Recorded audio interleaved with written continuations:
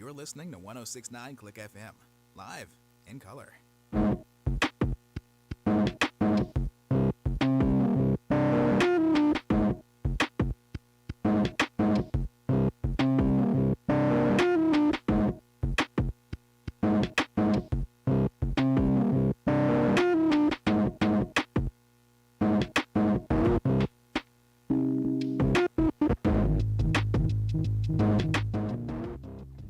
We are already at week 11 of the NFL season.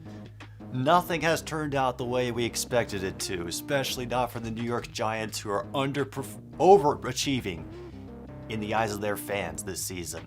On the other side, a team that has been trying to build it slow, build confidence, and get the fans excited again, the Detroit Lions.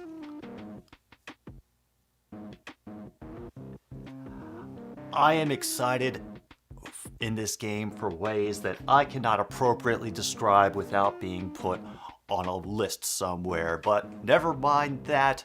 Hello everyone, welcome to another stupid sports show.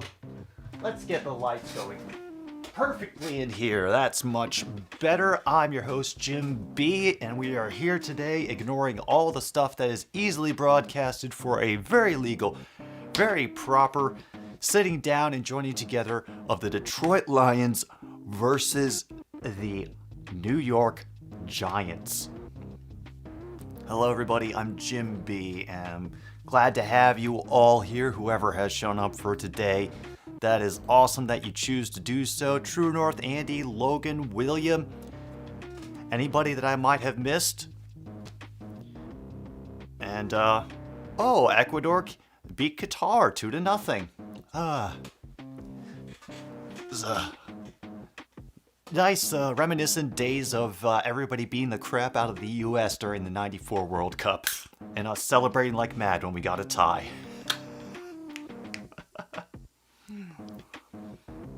I think it goes without saying that we do have to thank our sponsors for today, which include the return of our friends Screw City Lager from the Prairie Street Brewing Company. Like I always say, you never forget your first taste of Screw City.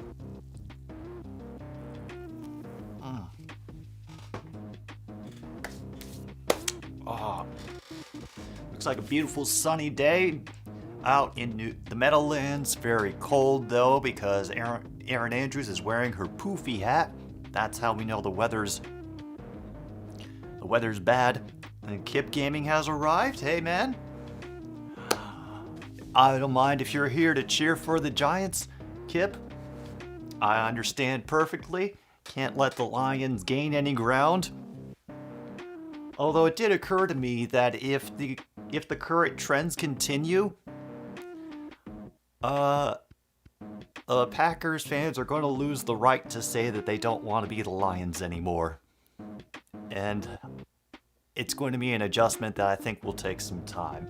But don't worry, we're still getting used to the idea of being not only consistently in games, but also having a decent chance of winning them. So everybody's learning new things this year. There's Mr. Campbell, already barking orders on the sidelines with his fashionable hat. Looks like the Lions will be kicking off first. Giants will receive.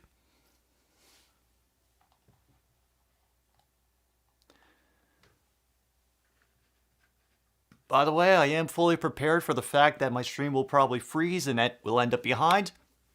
Jack Fox kicks it away. It will be retrieved at the 5. Some moves are made. And he gets upended at the 23. Some decent coverage there to limit it to a 18-yard return. Out comes Mr. Daniel Jones.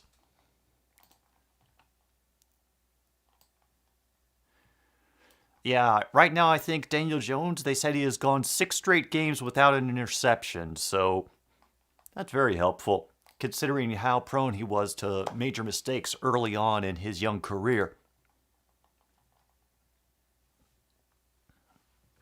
Oh, heck yeah. from the 23, 1st and 10, very tight formation. And once again, they start with the run game, and Barkley will be stopped at the 20. That's a loss of 3.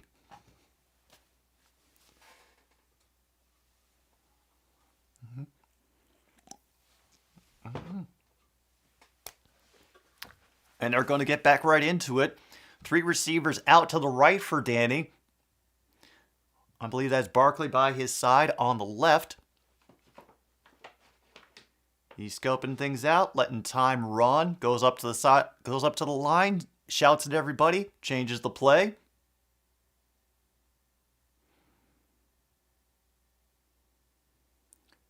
And that's a throw and catch to Barkley, who will get about 6 or 7 on that reception. 3rd down and about 4 or 5 to go. No. 3rd and 7 total. Okay.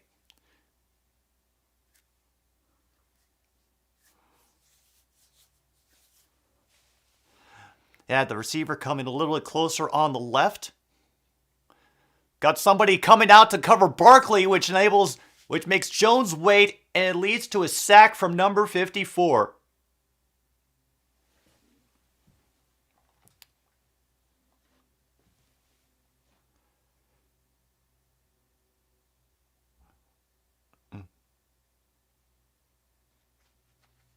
And McNeil beats Lemieux, who is back in the game today for the first time in a while for the Giants, getting the sack there on Danny Jones.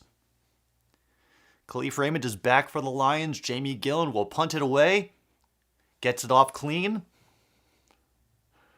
He calls fair catch at the 30.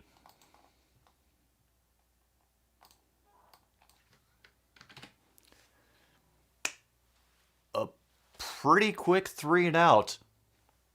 I did not expect that. But let's see. Yeah. Now they're talking up, the hot start that the Lions had for their offense and all that there.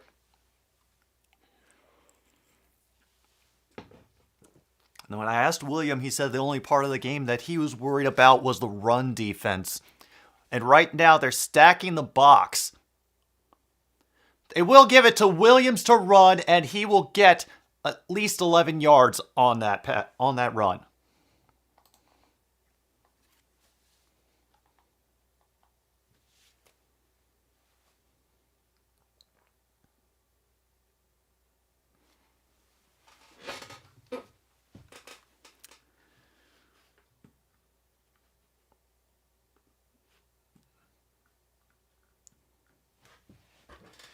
Yeah, I am amazed that Jamal Williams has become the primary back and has been doing a fantastic job since DeAndre Swift has been limited with his foot issues.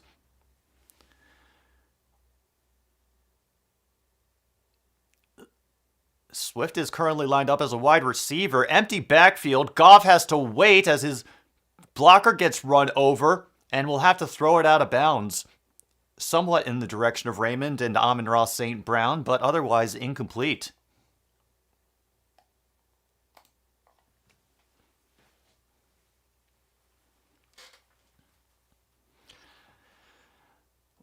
Now, you did mention your run defense, William, but I don't think you mentioned anything about your pass rush. And meanwhile, the Wildflowers have gotten a pick 6. Dang, who are they playing? You haven't missed much so far, Luke. The Giants got 3 and out on their first drive. There was a good sack by the Lions. Number 55 limiting that run by Raymond for about 2 yards. It'll be 2nd and very long. They're playing the Texans. What about the Texans? Are they on the edge of being eliminated from postseason? Goff hit as he throws and overthrows it. There is a penalty flag. Roughing the passer on. Ugh. I'm not sure I like that penalty. I mean, I'll gladly take it as a Lions fan. But let's watch this again.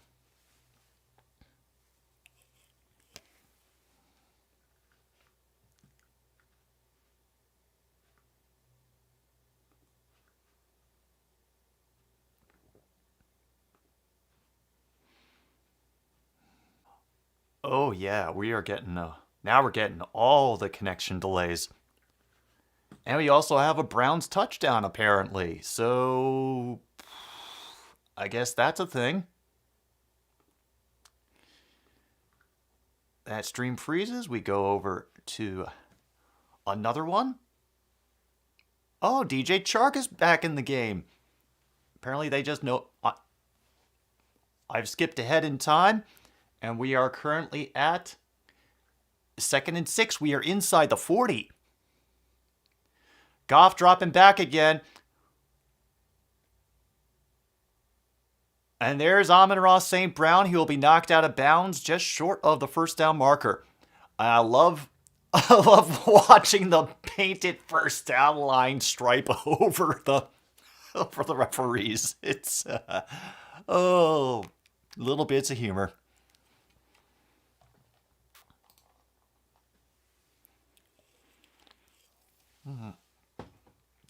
Noise is coming up from the Giants faithful at the Meadowlands. They are teasing a whole bunch of pressure. And that'll be a QB sneak by Goss. Looks like he got the first down, though. And the Colts have gotten a touchdown from Jonathan Taylor. And the Falcons have gotten a touchdown from Drake London. Oh, no. Oh, no. Like, if the Packers lost, if the Bears lost and the Lions won, I am not going to know how to handle today.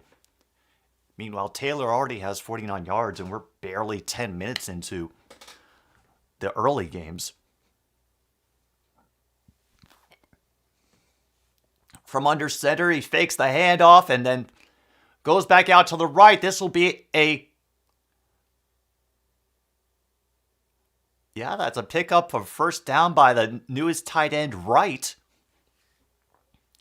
I'm doing fantastic, Luke. I went grocery shopping this morning. I picked up all the things for the next major mass cooking debacle that I'm going to put together this afternoon. And this is a good day. It really is. Plus, the cats are actually doing well and not antagonizing each other. However, They faked a throw to Swift as he was going in motion. No, it was somebody else that they faked it to. They did hand it off to Swift, and Williams was able to tackle him after a gain of 1.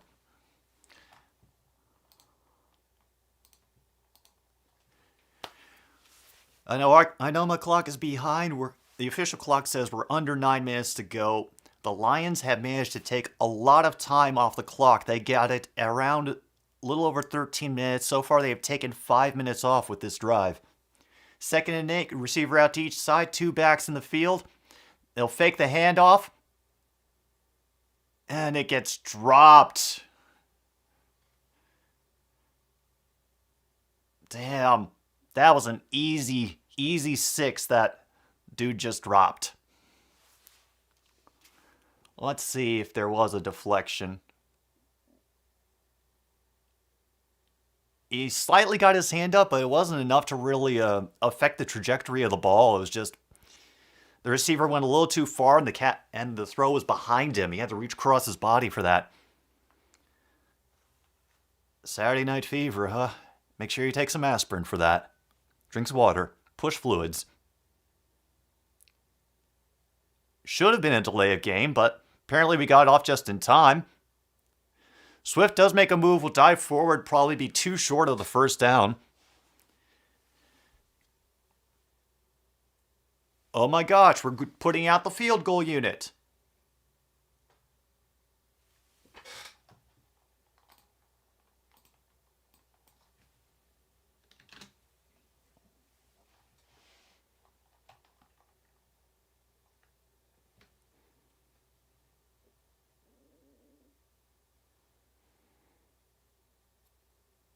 It'll be a 24-yard attempt. And that sucker is true and through. There's 7:52 to go. And Detroit is on the board first against the New York Giants, 3-0.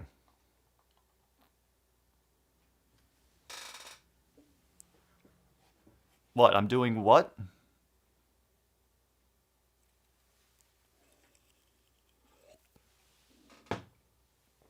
Well, I'm doing a lot of things, trying to keep track of the game, remembering to be kept abreast of scores and whatnot. I don't know if any of you could keep your eye on this from time to time, but something that actually I don't care about the Bills-Browns result, not so ever. The one thing that worries me is the number of injuries that could occur from two teams that are not used to regularly playing on Ford Field. We saw how much the field ate the Packers when they played there. I am curious if the same thing is going to happen to the Bills and the Browns.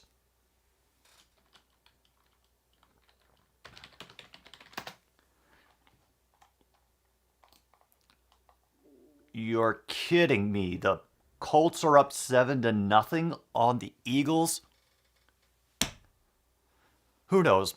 Who the hell knows anymore?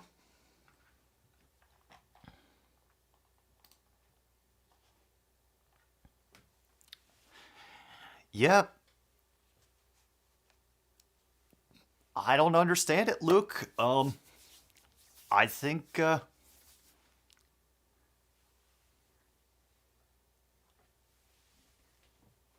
he might have just added a new wrinkle to the game that now you don't know what he's going to do.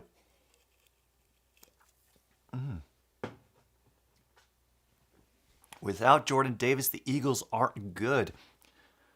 If I remember correctly from the last time that I was observing the Eagles, Jordan Davis plays on their defensive line, I think. So, ooh.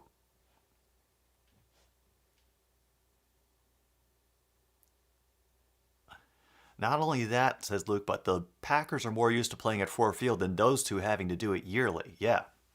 So even the teams that are used to it and still, manage to get torn up by the turf. Oh yeah, I'm nervous for the IR reports for the Bills and the Browns after this game. Meanwhile, Kip informs me Buffalo went 3 and out. I do know Kirsten's at that game, so if you see her there, be sure to wave. Have another kickoff now. For the Lions, this one's going to be fielded a couple yards deep, and they will just kneel it.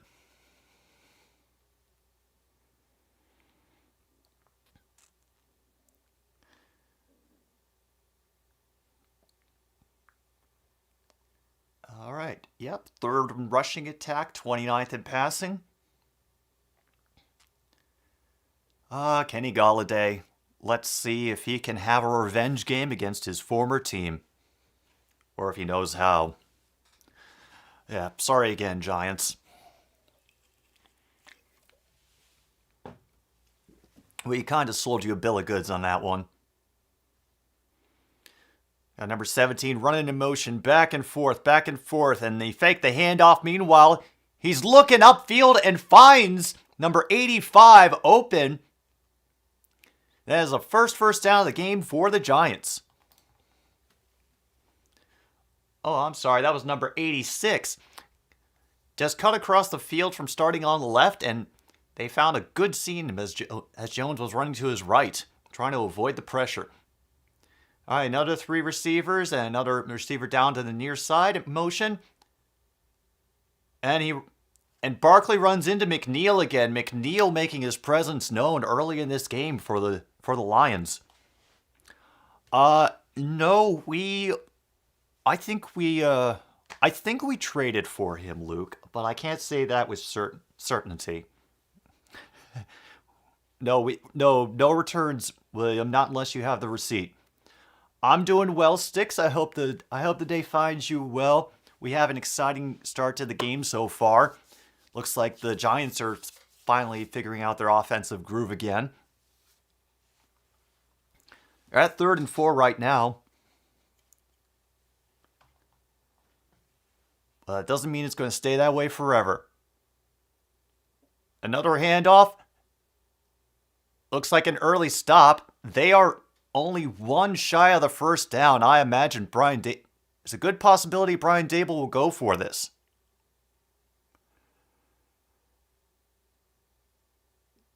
Yep, They're in the huddle. They are going for it on 4th down, folks.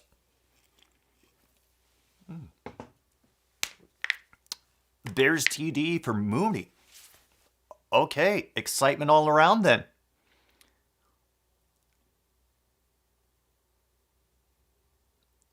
Fourth and 1, they give it to a nice cut by the player who was in motion. That was number 31, Breida, for the Giants, and he was able to zoom around and forward for about 4 yards. This is a good play. Nice, quick handoff. Breida getting out of the range of the only Lions player to make penetration into the backfield. Nice job. Oh, they got him as a free agent. Okay.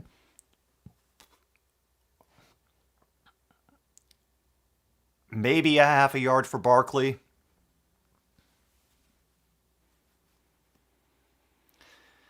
And now begins the part of the game that I expected, where it's just keep the defenses out there, beat them up, get physical, and allow for all sorts of giant plays to happen due to exhaustion in the second half.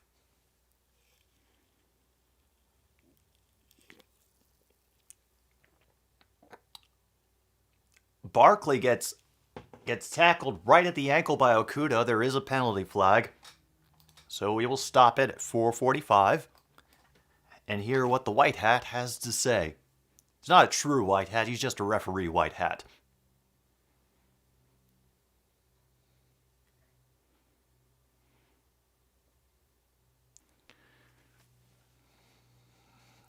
Brad Rogers telling his fan club to wait. Holding on the offense, the penalty is declined. It'll be 3rd and long. I think it will be that for the first half, but I think what both teams want to do is to do long sustained drives, wear the other team's defense down, and they both want to do that with the run game as much as possible. I think Brian Dable and Dan Campbell are just going to just have their teams butt heads as much as they possibly can.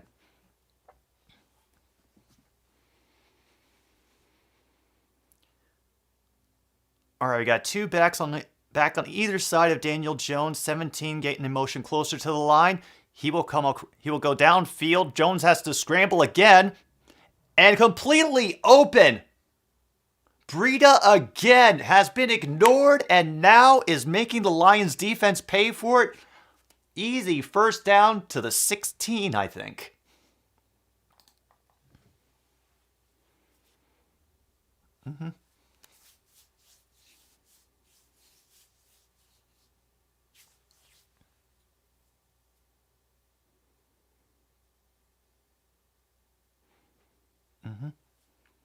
That's part of what they struggled with when the Giants lost to the Seahawks. All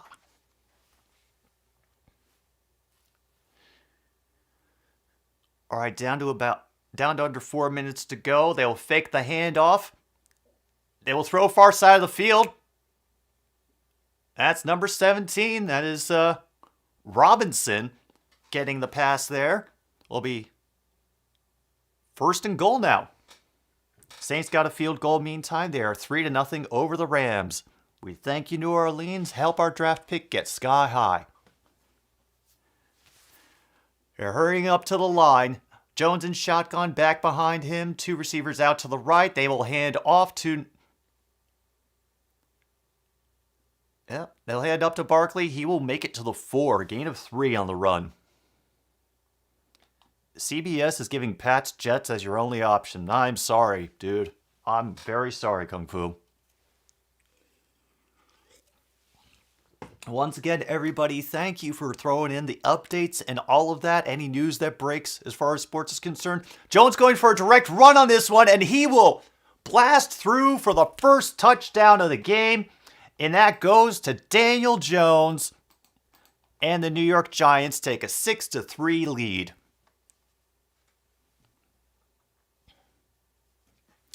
Sticks, I think they are one of the worst.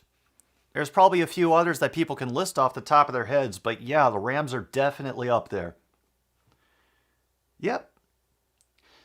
Just for fun yesterday, and because I've been running on autopilot, I made a bingo list for this game, and one of the special spaces that I made was Daniel Jones running touchdown. Not going to play today. I just wanted to get more in the habit of it so I would get used to researching and looking up the important things, and he missed the extra point. Down to 241. Giants only lead by 3 after a missed extra point. Apparently, Pats Jets has been back-to-back-to-back 3-and-outs. Yeah. Excitement. And now Daniel Day-Lewis is stealing his daughter's snow globe. Fantastic. Buffalo field goal is true and through. 7-3. Bills field goal is good. You guys still have Graham Gano. Oh, damn.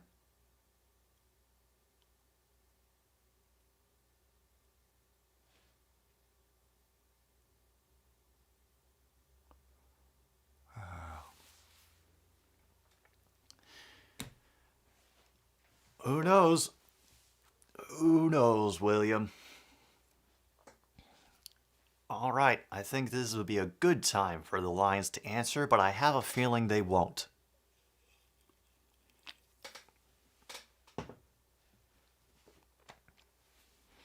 All right, so they were about to... So they took about 5 minutes off the clock, about the same as we did. I think we are starting to feel how similar these teams' plans are. Wait a minute, did I even bring them in here? Oh no. Oh no.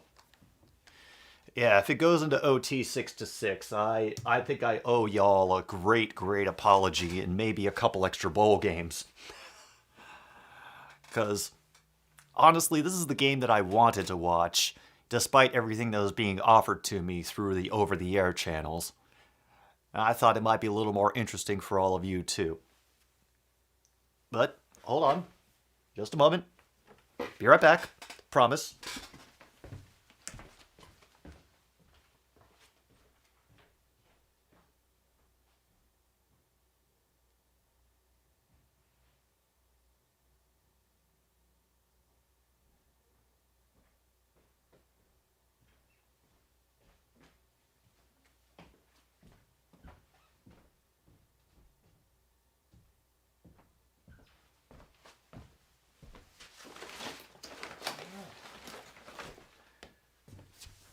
I seem to have misplaced my groceries. And that is unfortunate. Meanwhile, the Rams have scored a TD. Ugh. Tutu Atwell gets the deep ball, and now it's 6-3, I believe. Rams over the Saints. Kickoff coming now. At the Meadowlands, Giants boot it away. It will be fielded at the 3 by Justin Jackson. He will get out past the 25 and work his way, pushing the pile to the 29. And he has stood up there.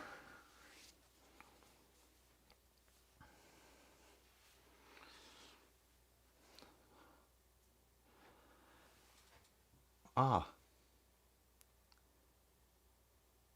that was a good play. I cannot even be angry about that by the defense. And a Lions player got their finger on the field goal. So that's I don't know if I officially call that a blocked field goal, because it definitely affected the trajectory of the ball. And a great lightning fast catch by number 44 for the Giants, McLeod, getting back there and causing a loss of at least 4. Yeah, Zylstra was a little bit late on picking up his block there. I think he just got caught off guard by the snap. And McLeod was just a bit too fast for him. Loss of 3 total.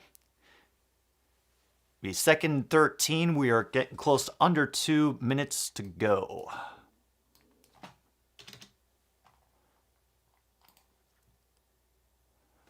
And we get stuffed. Gain of 1. Jamal Williams on the carry there. Have to pull up one of our linemen from the bottom of the pile, too.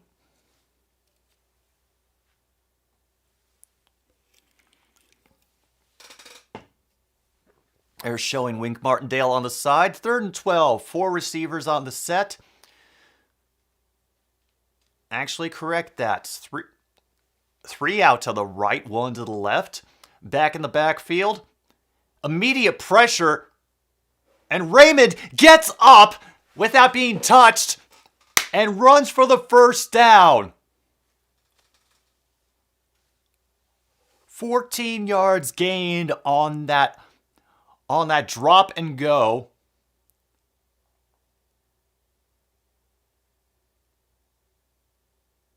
Yeah, they stopped pursuing him, and they're about to just get it out there. And now number 63 for the Lions does have to be helped off the field.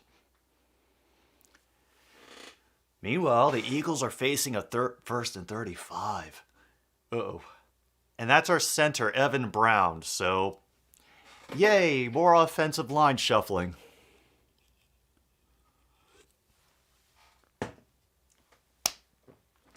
And that means Dan Skipper will come in.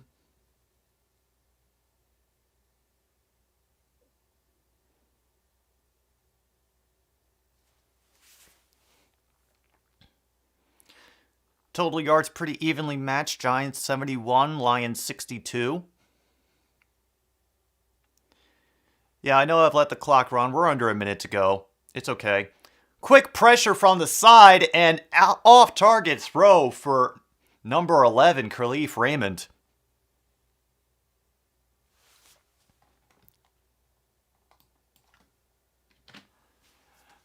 Clock stops at 35 seconds.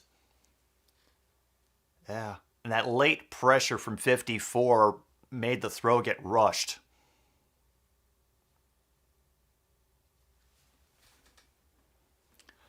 All right, we try this again. 2nd and 10 now. Lions are up to their own 42.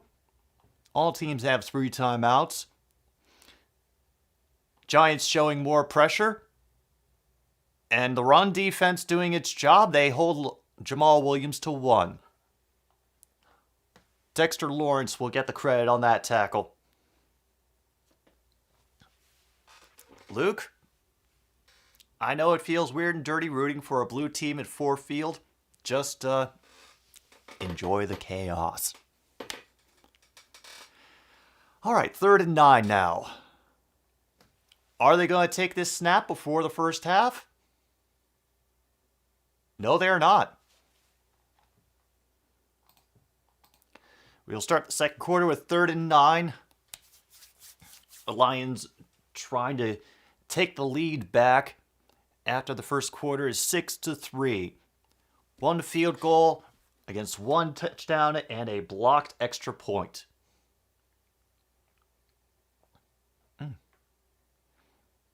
You mind if I ask William? Dexter Williams has been playing amazing for both pass rush and run blocking, or just as a general addition to the line?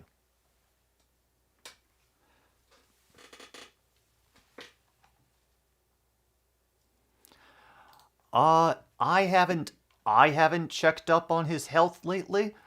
I'm kind of assuming that he's not going to be doing anything until after Thanksgiving.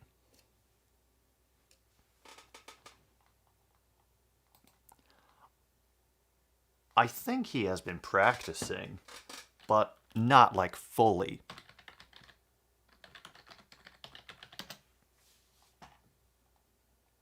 Ah.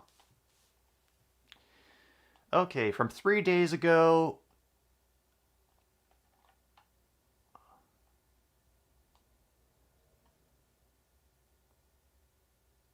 Yeah, he said, Dan Campbell said, this was 3 days ago at his press conference, he would say probably after Thanksgiving sometime. I don't know if it will be Jacksonville or the week after, but he is close. He is progressing. No setbacks.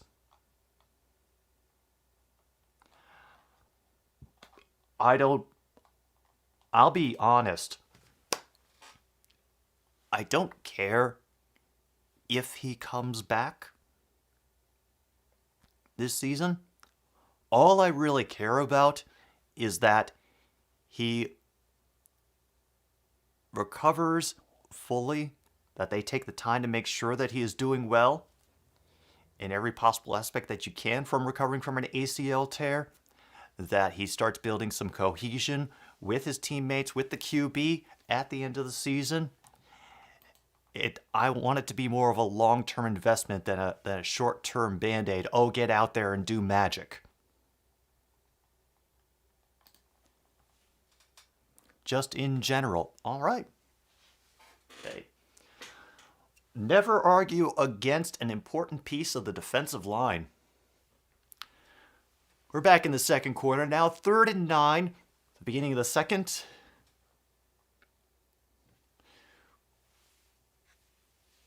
They're already suggesting a blitz, tight formation by the Lions. Swift is to Goff's right. The Giants are pretty self-contained as well. Goff is going to run, and he will get the first down, slide down inside the 40. There will be a flag.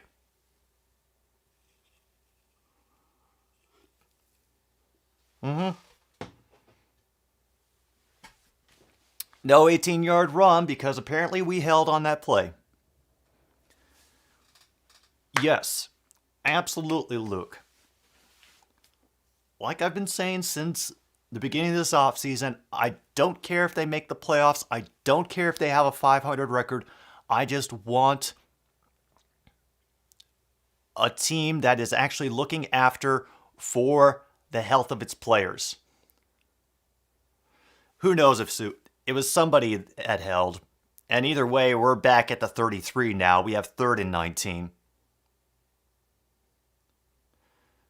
They tried to set a screen for St. Brown. It got tipped, I think, incomplete. So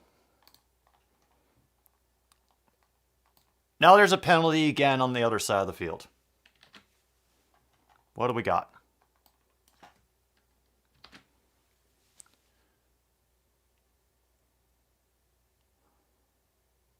Oh no, it's on us again.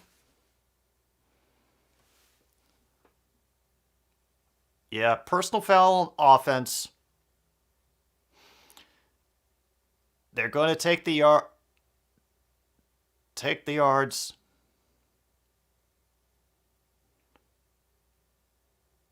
They only caught the first one, even though Jackson. There is the penalty on Sewell. And so we will have to punt.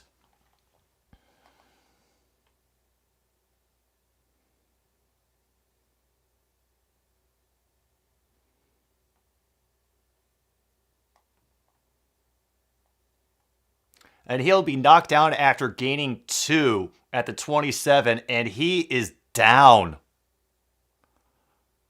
Yeah.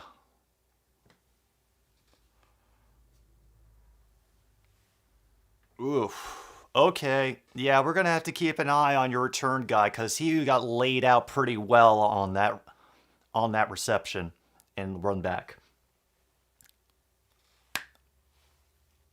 I heard extra whistles getting blown, like the kind when they need to stop everything and pay attention to somebody as we were going to commercial. So let's just hope he got the wind knocked out of him and not anything more severe.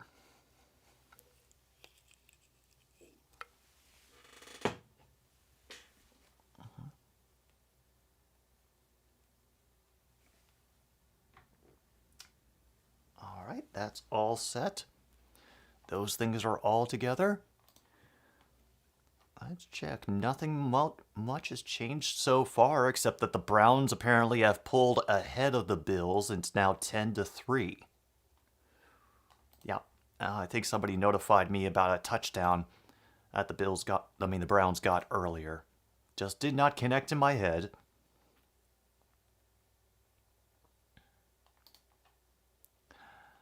Someday I will know what is going on. No. We'll knock that out. Get this out of the way. And the Browns got a field goal as well. Amari Cooper. Sticks, I've probably ranted about it a couple of times, but I think a lot of this is the result of them making Allen play through that UCL injury.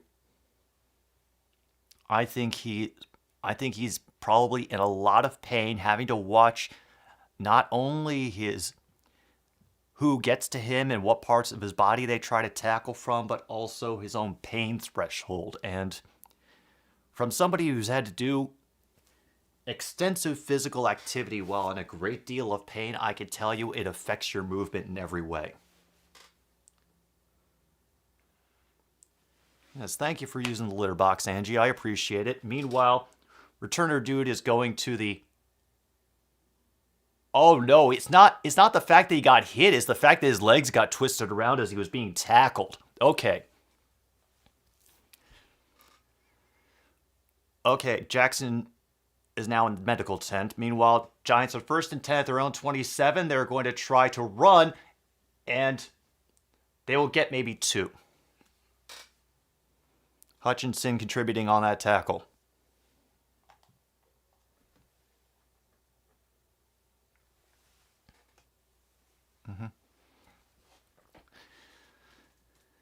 I thought it's exactly Kung Fu. They could have had Case Keenum in the revenge game, but still they had to push it. Jones fakes the handoff and is going to run, get the first down, shoved out 2-yard shot after the marker. Yeah, I heard he's like a really good quarterback for you guys.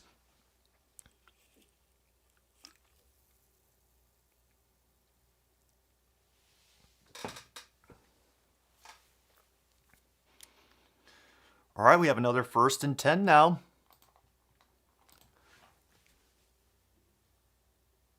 Barkley gets stuffed again for about 2.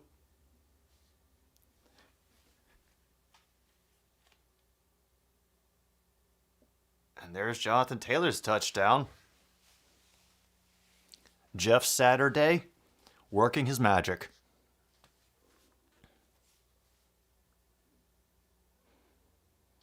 Yeah, they're definitely going to face consequences during the playoffs. That's the thing. He was playing injured for a couple of games before that, and we saw that he was having problems with his throwing. Back foot throw, and he gets it to number 18. There is a penalty flag that flies out of the secondary. Pass interference on the offense. And now we have another hurt player. It's Okuda again. Well,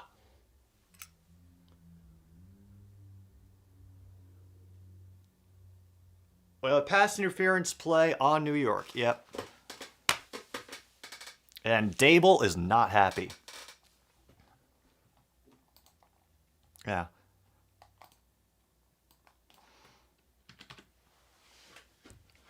Do you have anything you'd like to contribute to this conversation, Angie?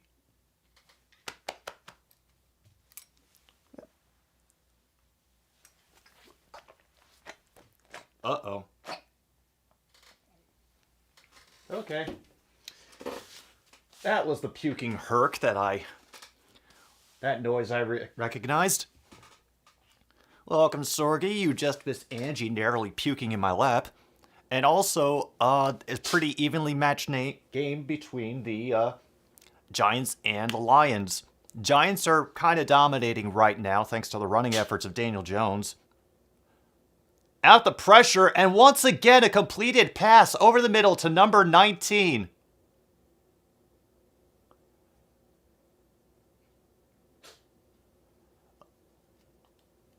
He got up, but yeah, no, that was Kenny Golladay with his first catch of the day. Getting a bump, coming over the middle, will be down near the 45. It's 3rd and 4 now.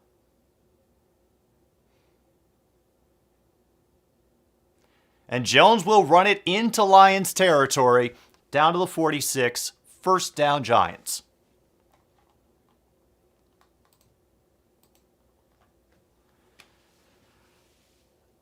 Yeah.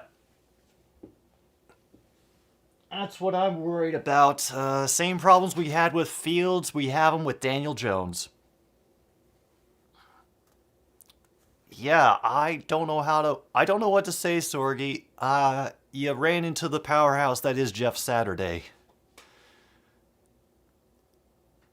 Alright, we go for Barkley again, and doesn't immediately get wrapped up, but hides behind the pile, scoots forward for about 3 or 4. There, they show Aaron Glenn, the defensive coordinator for the Lions, below 11 minutes to go in this game.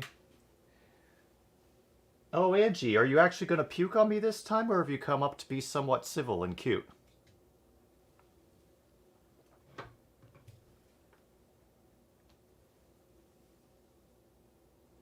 Mm-hmm.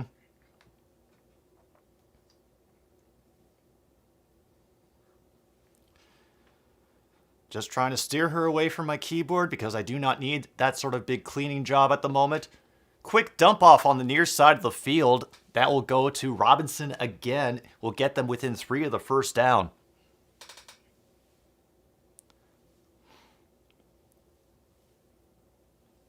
Oh, we're playing the Welsh team tomorrow.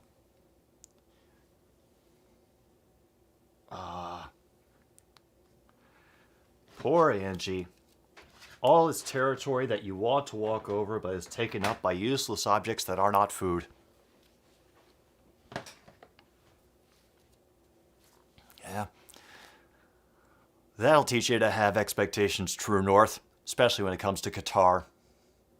Jones will hold it. He's faking a pass, and great short dump off to number 18 again. Hodgins hold it in, but there is a flag.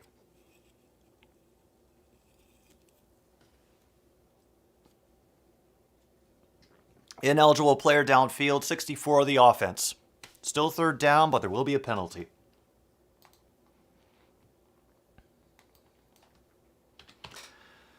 And for anybody else who's come in and just found this game randomly, we're just hanging out, you know, checking up on not only the Lions-Giants game, which I'm watching, but all the other games that people have in their own respective TV markets, trying to keep each other up to date on news, scores, injuries, whatnot.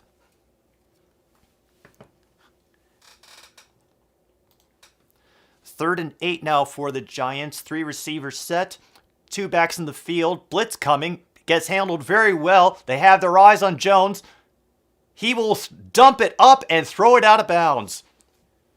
And finally, the Lions defense holds, prevents Jones from using his feet. And they're doing man coverage. See, this is what I was thinking. This is kind of what I was hoping the Lions be able to do man coverage against the Giants because of how low their passing attack is. And even things out that way.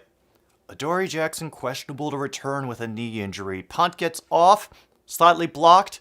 Fair caught at the 8 by Raymond. Now the time has stopped at 9 minutes flat. So if the Lions do this well, they could take a lot of time off the clock and make it very difficult for the Giants to get any momentum going into halftime.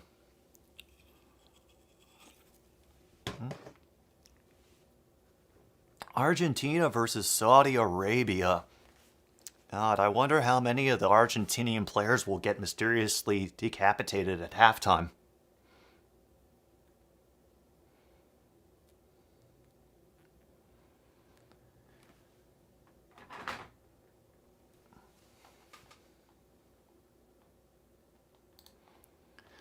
I did hear mention of a Saints touchdown. Hasn't updated on my ticker yet. Just shows that the Saints are at the LA8 for 3rd and goal. And there's still no score in the Patriots-Jets game. Right.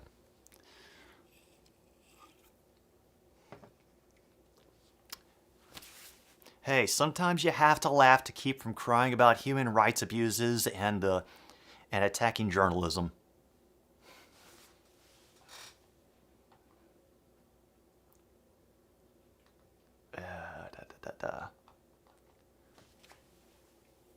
Okay. Afternoon games, Raiders, Broncos, Cowboys, Vikings, Bengals, Steelers. Now, if I remember correctly, the Ravens still hold court in the AFC North. Let me check out the AFC playoff picture real quick. Wildflowers got a TD with Curtis Samuel. See you when you get back, Sorgi. In the AFC, from the top, it goes Chiefs, Dolphins, Titans, Ravens. Yep. Sorry about that. Then the Jets, Bills, and Patriots round out the 5, 6, 7 slots. And Bengals are, yeah, they are trying to get back into the swing of things, but the Steelers are at the bottom of the AFC North. So this is a good opportunity for the Steelers to play spoiler and keep the Bengals out of the wild card race. Meanwhile, game is returned. 2 backs in the backfield. Once again, Jamal Williams will get maybe 2. Javon Ward getting the credit for that tackle. I do admire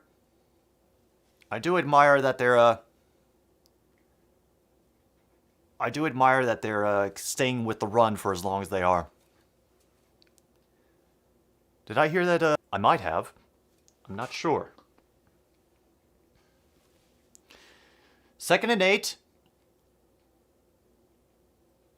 DeAndre Swift gets a great, but he has to fall back on it even though he had the first down yardage because he took a football move, lost the ball, and had to recover it a yard behind the first down line. Yep, the dude's helmet hit him in the arm, and he had to go back and recover that fumble.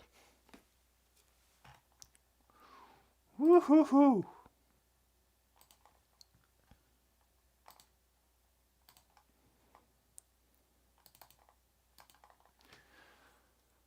Third and long, quick give to Swift, and he is not going to get it. He is met by a flock of defenders for the Giants, and now number 30 looks like he is... Oh, nope, he got helped up. Good, we don't need any more injuries for this. All right, well, this is kind of how I expected the game to go. I'm not surprised, but I enjoy the fact that it feels more like active defensive competence than teams being unable to put anything together. It's more of a defensive struggle, and it's an active defensive struggle, which I very much enjoy. And it'll be taken down at the 26 as number 80 taking the... Yep. Nice tackle at about the 27, I think, on that return. Clock will stop at 6:51. Browns also fumble. Bills get it back. Okay, that could definitely help. Eagles will kick a field goal, and it's now 7-3 Colts. Meanwhile, Sergey informs me that USC has moved into the playoff position. They're now at number 5. Just to remind y'all, for the late Saturday games that I'm putting up on the poll, the USC game is one of those. I think they're playing against Notre Dame.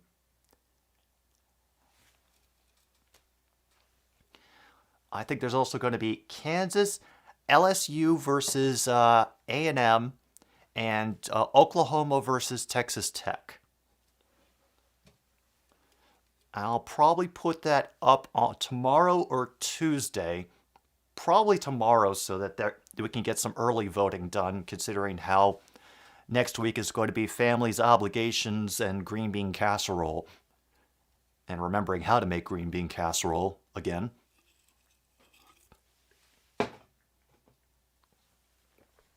Oh, shoot, William. Oh, man, my sympathies. He's officially out. Do they say what it was? Is it a knee thing? Is it an old injury? Which Jackson are we talking about, Luke? There could be all kinds of Jacksons that this could apply to.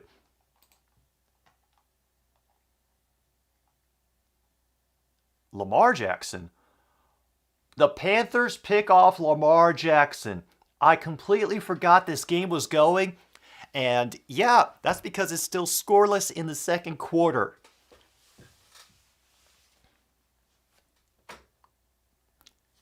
Yep. That's all we can say. Chaos brought to you by Screw City Lager from the Perry Street Brewing Company. You never forget your first taste of Screw City.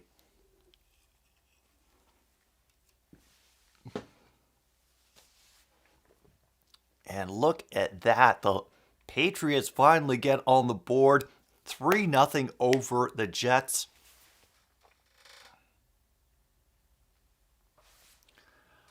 Uh-oh. Giants offense back out in the field. It'll be another handoff to Barkley, who will maybe get 3 or 4, depending on when they decide his forward movement stopped. Okay, now I'm getting the announcement of Dory Jackson being out. Jeff Okudah is out with concussion protocol. Ugh. Oh boy. That's gonna hurt us. And it's intercepted! Aiden Hutchinson grabs it out of the air. He is now inside the 20. Will be knocked out at the 19.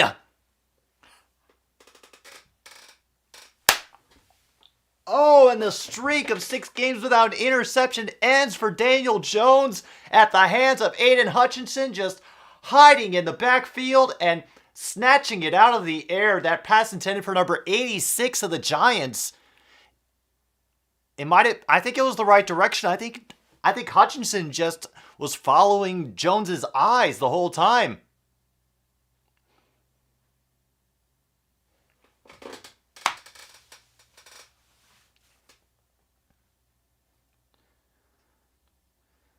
Let's see.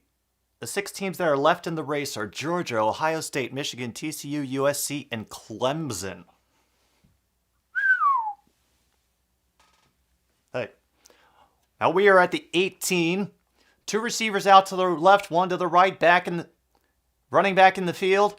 Near Goff on his right side, a easy pass over the middle to Jackson, and he will go ahead for 11 and a 1st and goal.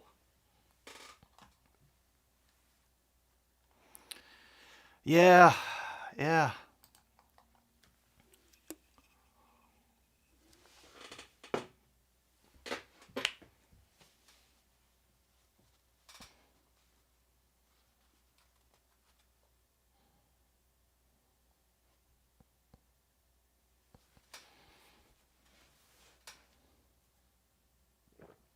Wow.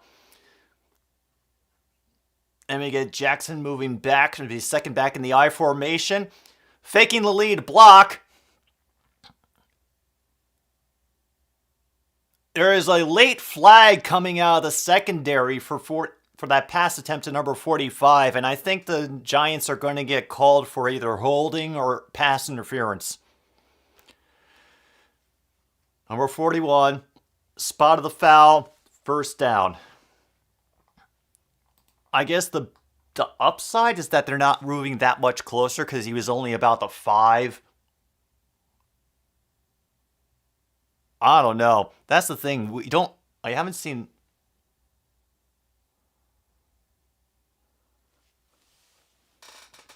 Yeah, even the announcers are kind of iffy on that penalty. And I am too, to be honest. Remember, both teams are always playing against the referees. A stacked offensive line, 1 receiver out to the left. Selling the run, they fake it. St. Brown will get wrapped up before he can go anywhere. He'll maybe reach the 4.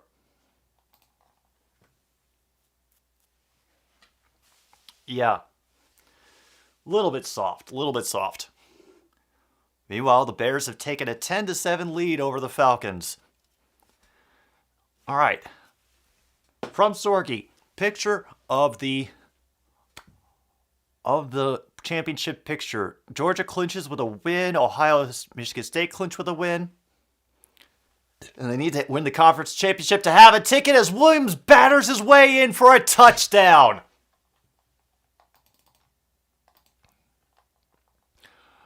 Officially 4:38 to go. And the Lions have taken the lead 9-6.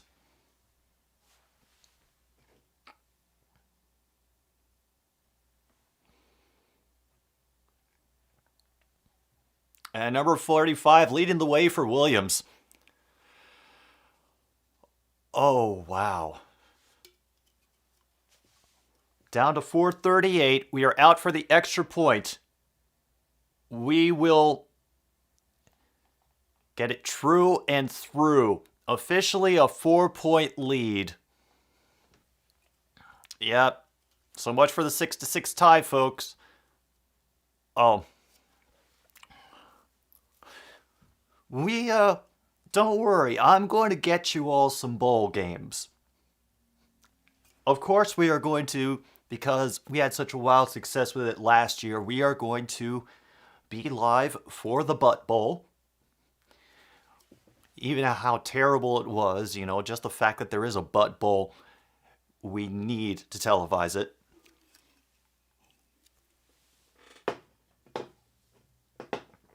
And honestly, I will just cruise through the upcoming games as much as I possibly can and see what just could be fun and interesting.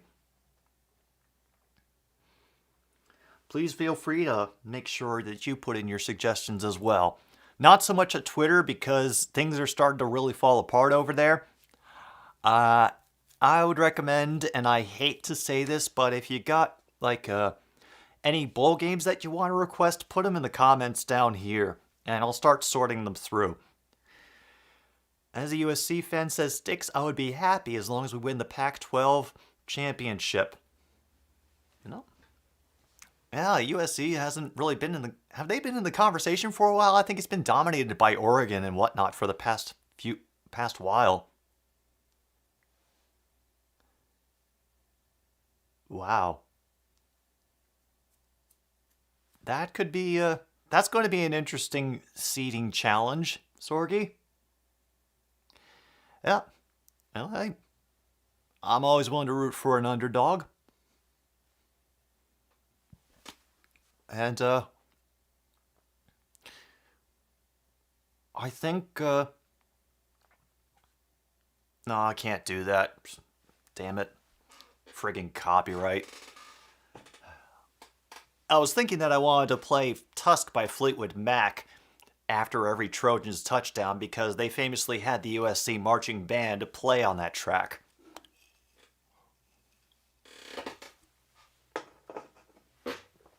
But we could simplify it with just a simple cry of Tusk.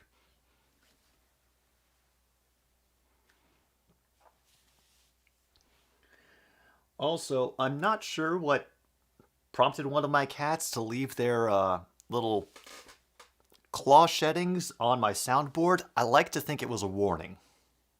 Because that's the only thing I can suspect out of someone like Angie.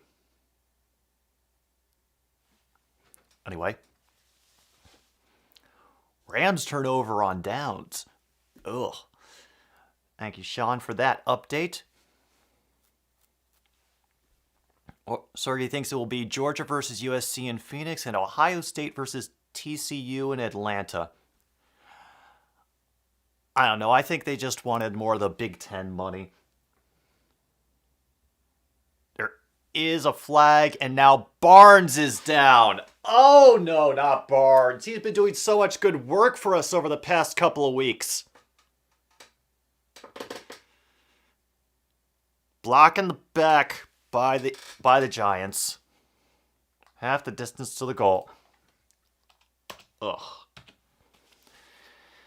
Wonder if we'll see what happened with Barnes on this, if they have a replay angle. Sean informs me that the Jets have gotten into the red zone.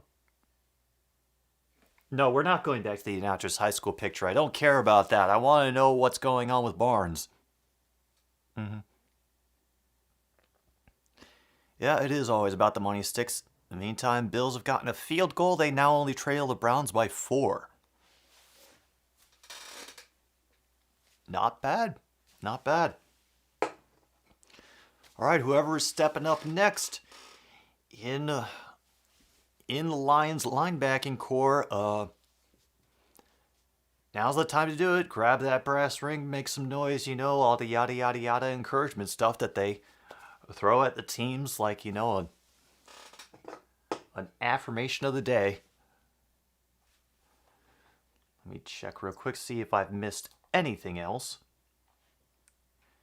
Saints 10-7 over the Rams. They still haven't shown that update for the Panthers-Ravens.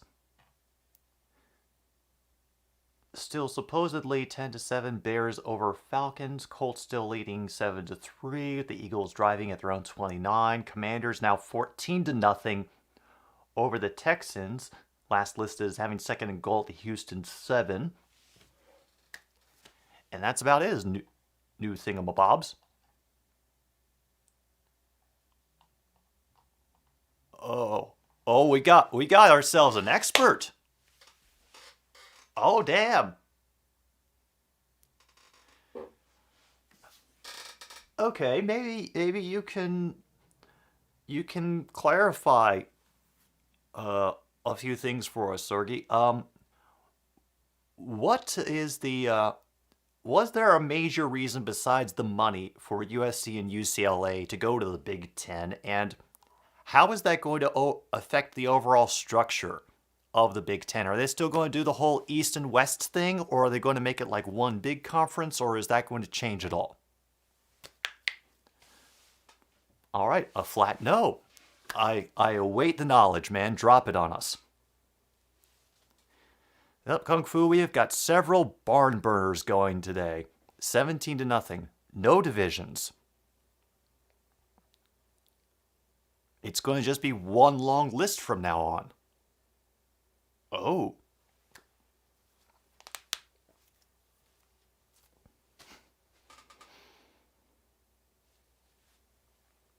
Oh my. All right, 1st and 10. The Giants are starting from inside their own 10. They have 3 receivers on the right side, and they get a quick pass off. It will definitely have the first down. That is for Robinson again, shoved out of bounds somewhere inside the 20. Pickup of 19, so he got to the 25. Oh. Meanwhile, Luke informs me that the Falcons have fumbled and the Bears have recovered the ball. So, ooh.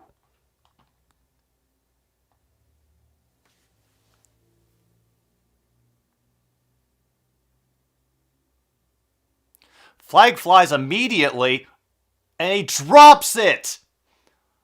I think that might have been a free play, and they just went for it with Slayton.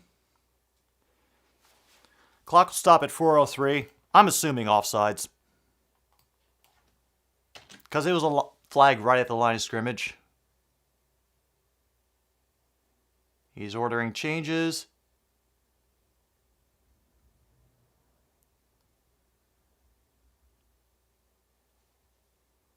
Illegal formation on the offense.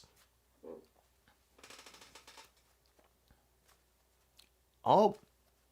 Wow. Okay. So. All right. All right then. All right, 2nd and 10 now. They're willing to leave it be. One receiver far out to the far side. 2 on the left closer to the line. Pressure and another dart from Daniel Jones over the middle to number 83.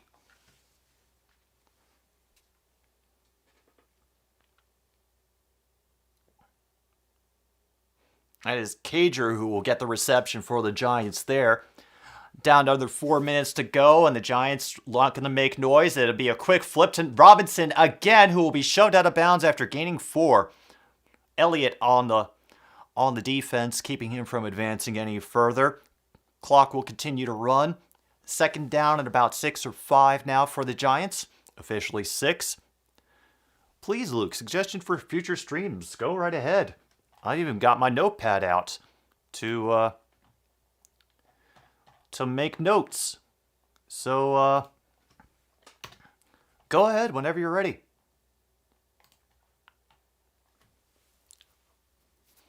Faking the handoff on 2nd and 6. Jones is rolling out to the right. He has pressure coming up from the secondary and will get tackled and shoved out of bounds after maybe gaining 1. Clock will stop at 3:01. Yes. I already have an idea of what I want to do. I just have to get it made. So his personal predictions: Notre Dame, they'll all respond to the Big Ten. Oh God, it's just gonna be like 2 divisions ruling over them all. I kind of hate that. Ugh.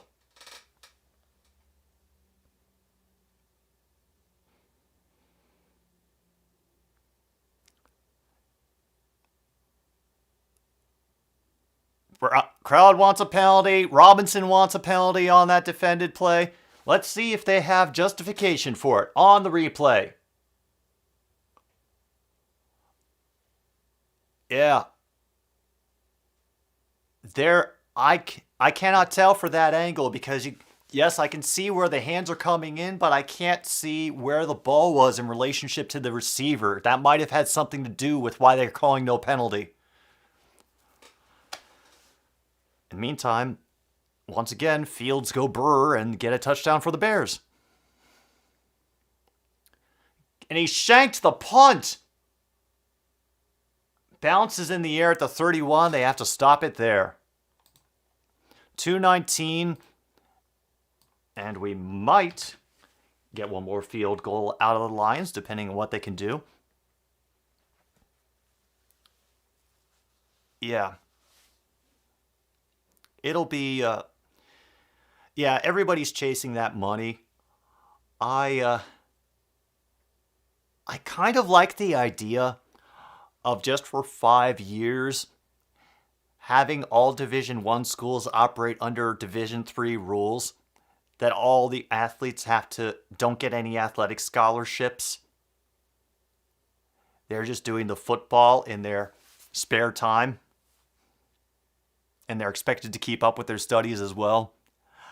I would love, love, love to see some of these schools try to keep up their strong teams without that, advantage.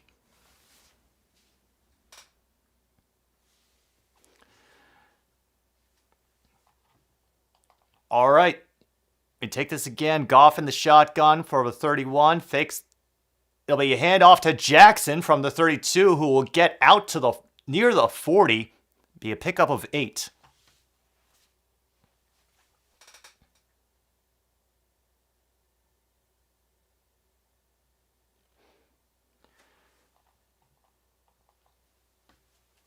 We will get to the 2-minute warning.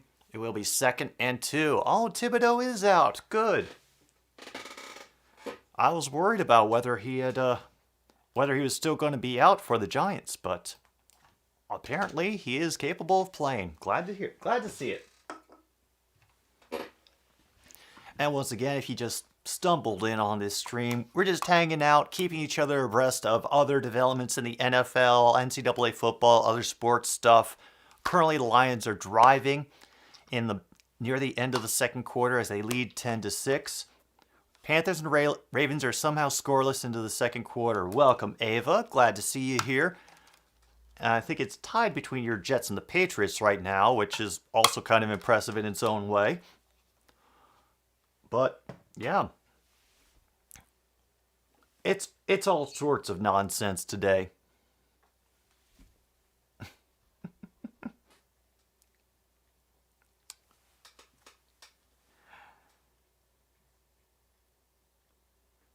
Oh, that's actually a good question for Ava. We know the score, but Luke asks for clarification. How are the Jets playing, especially against the Patriots? Atlanta returns a kickoff for a touchdown. Ooh. Ooh.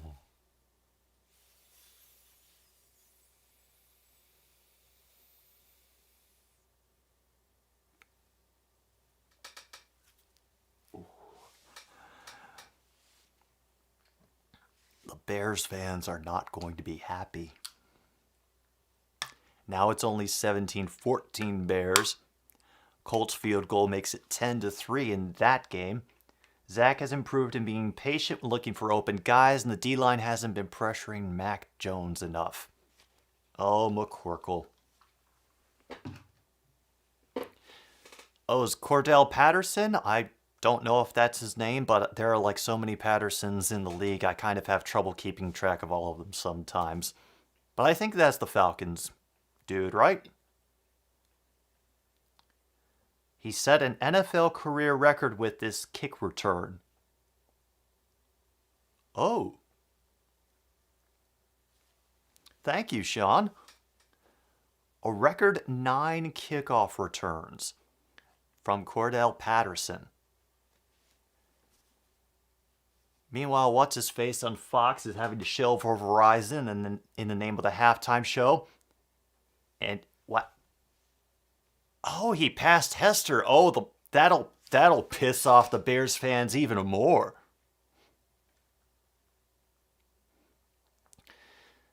2nd and 2, faked handoff.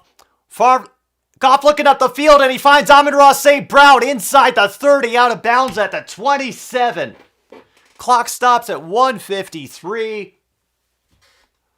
Pickup of 32. He passed Hester while playing Chicago. Yeah. I bet that bachelor party of Ditka lookalikes that are at the Atlanta game right now are not having a good time. All right. From the 28 officially. Goff under center. Back far removed from the line. 2 receivers to the right. This will be a run to Jamal Williams, who will get to the 20, the first down marker, and dive to the 12. Brock Wright contributing to the blocking on that play, but yeah, just a good job by Brock Wright pulling to the edge and creating some more room for Jamal Williams to get through on that right side. Goff, quick throw. Amon-Ra St. Brown, and number 4 is going to get called for holding because I saw where that flag was coming from. It was thrown right at him as he was trying to prevent blocking, and now there is a Giants player who is still on the ground after the play. Ugh. One of their safeties is down. Blocking back on Sewell. Damn, I never thought Penei Sewell would be getting so many penalties in the game.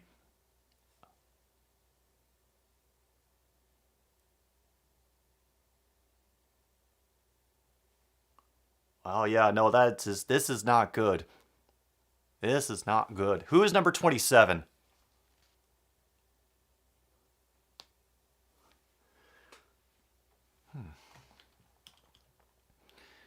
You know, I knew someday that I was going to have to start actually having the rosters with me.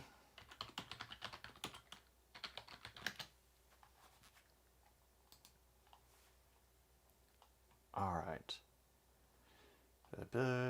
We got the number. 27, that's Jason Pinnock.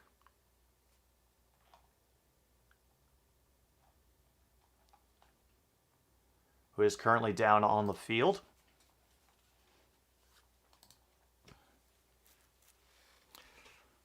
Mm-hmm. Oh, wow.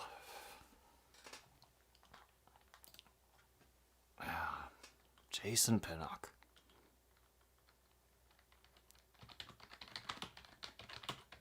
Roster.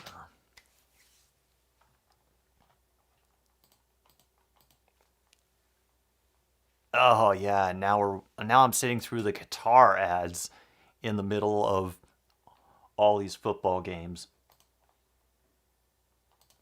Bless their pointy little hearts. Ravens, meanwhile, finally get a field goal and take a 3-0 lead over the Panthers. Pinnock went to Pitt. He's relatively young. Other than that, I haven't heard much about him or his career. He sent it before he kicked it. Was it that short?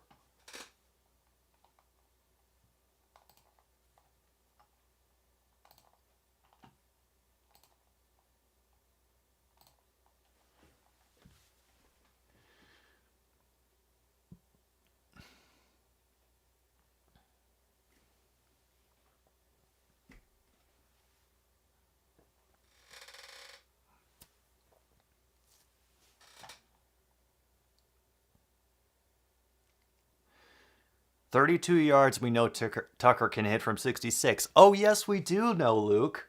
We do know. And thank you for reminding us. Next time, add a little lemon juice and salt to the wound while you're pouring it on.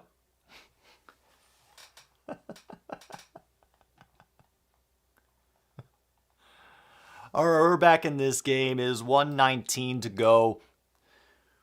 We officially are at 1st and 20 because of that block in the back. We can get down to the first. However, we have to take a timeout away from the Giants because they need to use it for an injury. And we get a whistle.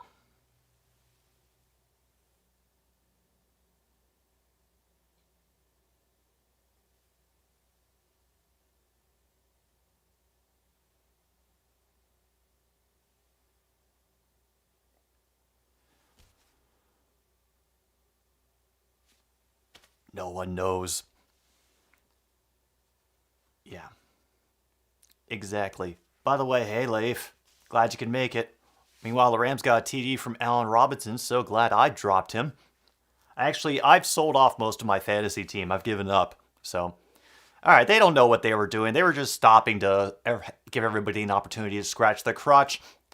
1st and 20, it's going to be a broken tackle by Amon-Ra St. Brown. He will pick up about 12, 13 yards on that play. We'll get run out of bounds. Clock stops at 1:13.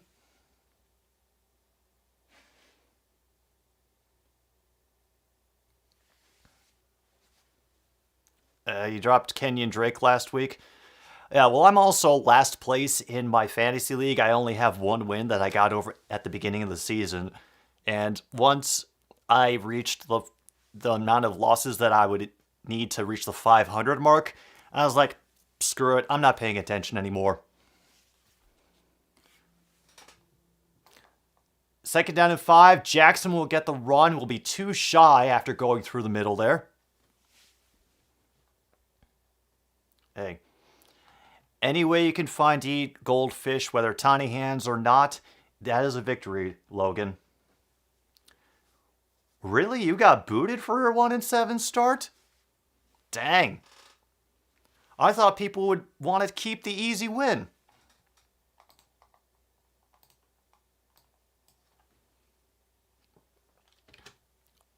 Oh, that was another timeout by the Giants this time.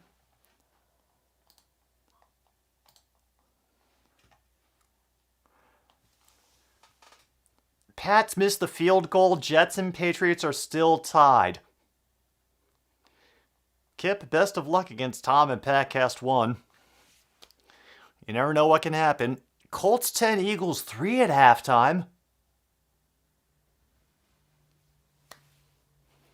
Out of the shotgun, 3rd and 2. Fake the handoff to Jackson. Goff throws underneath. And it'll be a 1st down. Wright gets the pass down at the 1. Hello, Rachel. I hope this day finds you alive, breathing. My heart goes out to you. And, yeah. We just chilling here waiting for the Lions to do something, or the Giants to make a spectacular stop.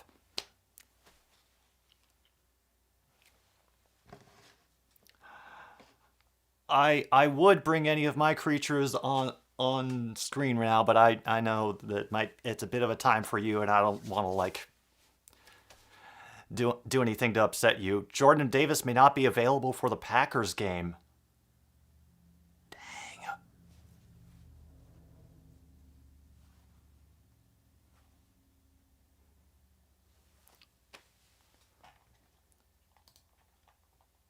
Oh, shoot.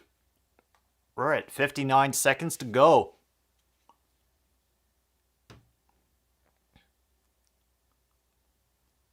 Oh, and he reaches over. Tackled early, but the extra reach by Williams, his 2nd rushing touchdown of the game.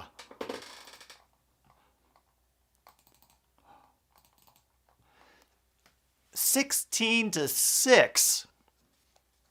Well, I know, I understand, Rachel. Just drink the water, eat them crackers. You know, I wouldn't recommend drinking any of my sponsored products because all that is, coffee and caffeine doesn't do well with stomach stuff. So, yeah. Get some tea in there. Extra point is true and through. 54 seconds to go, and the Lions are up 17-6 on the New York Giants. We still have another half to go. I'm not saying that this game is done. Not by any means whatsoever. Gnostics, one of her,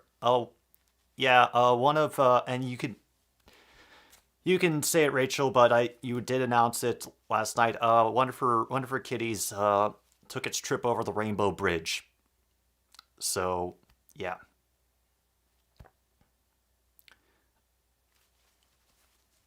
Personal foul on the Giants, and the Stephon Diggs got a TD for the Bills. Wildflowers got a field goal, so now they're up 17-0 as the second quarter winds out. You see? That's what I was wondering, William. You consider yourselves a second half team. Oh yeah. She's probably screaming at everybody, demanding that Thor feed her. 20-0 Wildflowers. So the Texans could get it. Skipper doing a great acting job. Any revenge for the Packers' loss to the New Jersey Giants would be greatly appreciated. I understand. That's the first action all day for Diggs, John? Oh, wow. All right. They'll pooch it. Make him return it at the 3. Bounces off the pile. He's trying desperately to make something happen. Will be stopped at the 16 as the Lions players just dive in and pile on, and I don't think they're very happy about that. Cordero Patterson, I'm watching that kickoff return right now, and damn!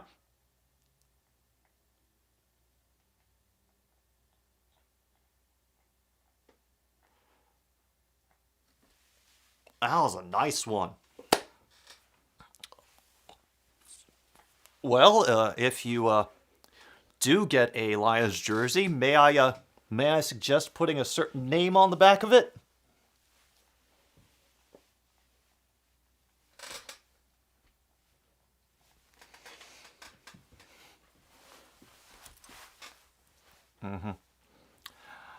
Oh yeah, they're all exchanging contact information as we speak, Luke, and planning raids.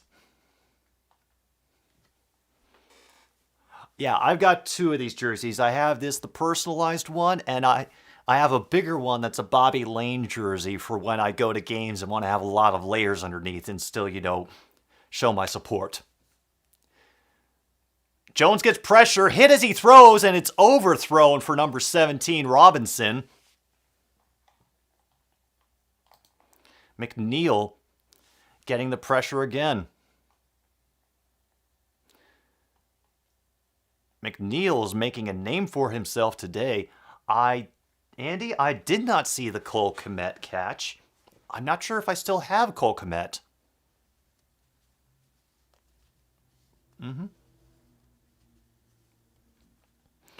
Yeah, Kip, what about Jamal Williams? I understand Tim Boyle because, Tim Boyle Laser Show is magic.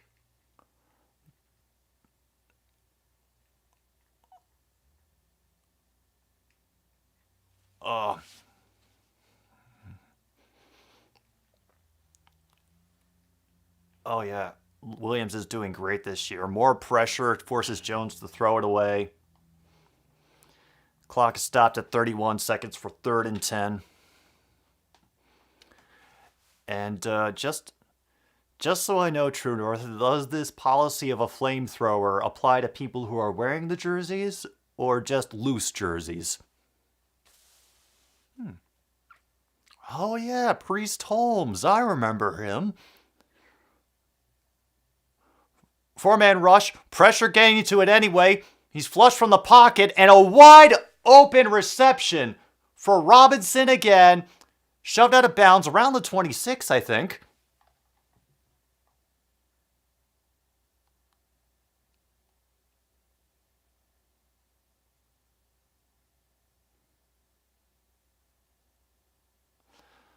Oh, I was wrong. They got up to the 36. Only 29 seconds to go. Giants desperately trying to make something happen here at the end of the half. Carry some momentum. Blitz is coming. Jones fires it off. And another completion up the middle to Robinson. Right across midfield. They have no timeouts. He's giving signals. They are trying to get something done with 12 seconds to go. Jones has to get rid of it, and he throws it away. Clock will stop with 6 seconds left.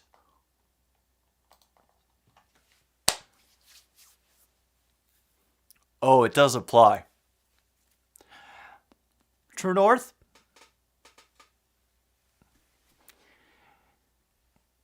If we do ever meet face-to-face, just remind me ahead of time about your flamethrower policy so that I can dress accordingly.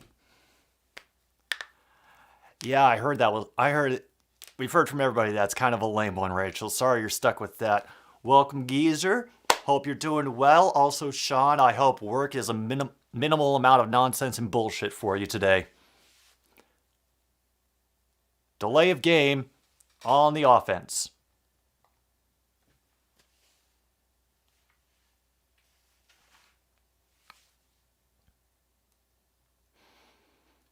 Yeah, flamethrower sounds like a fun tool. But hey.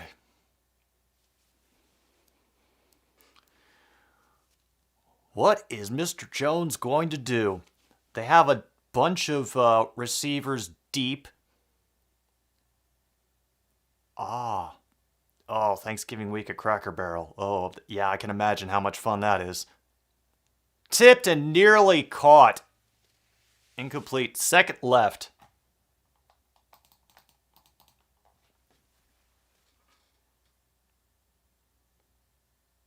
All of the D linemen dropped back into coverage.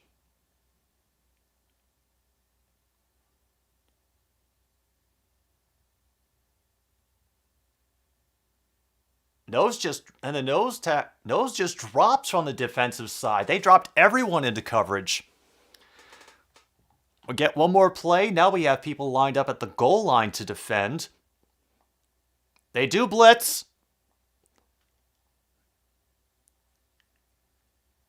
Comiskey comes and finally gets the sack to end the half. The boos rain down from the Meadowlands. I do not blame them. I don't think any Giants fans could have seen this happening today. Welcome, Ron. We have just reached halftime, and Detroit is up 17-6 on the New York Giants. Yes, Leif, this is definitely a good time for a pause for the cause. We will all take a break. We will think about things, contemplate our choices in life. And we will be back for the second half and a little bit of halftime discussion here on Another Stupid Sports Show right after this.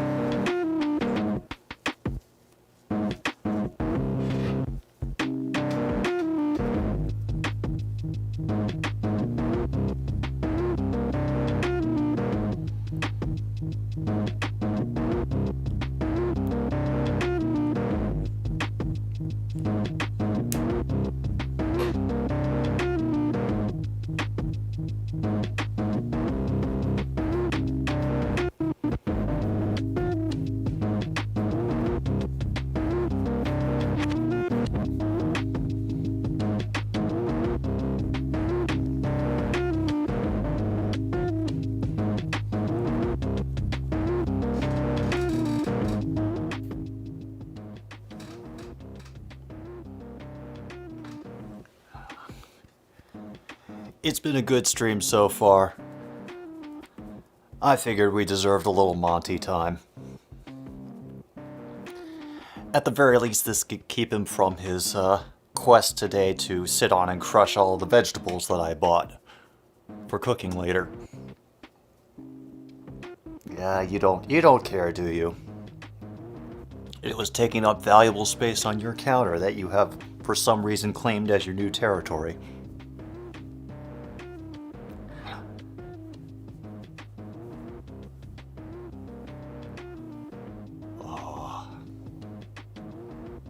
No, buddy, you've had a rough day of sparring with Angie over treats, looking out of the window.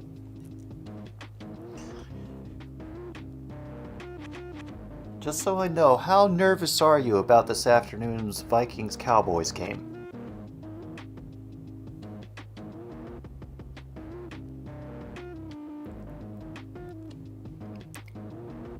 Not a bit, apparently. Okay, ooh. Sergey, which Colts player got hurt? 'Cause I don't think I have that on my TV. So I'm not able to keep up. Oh. Looks like Angie decided to make an appearance as well.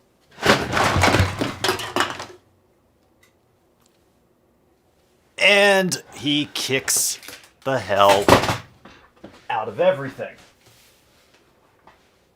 Oh, fun.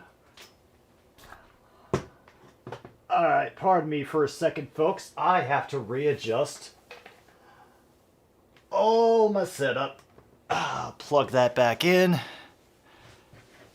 Get that working again.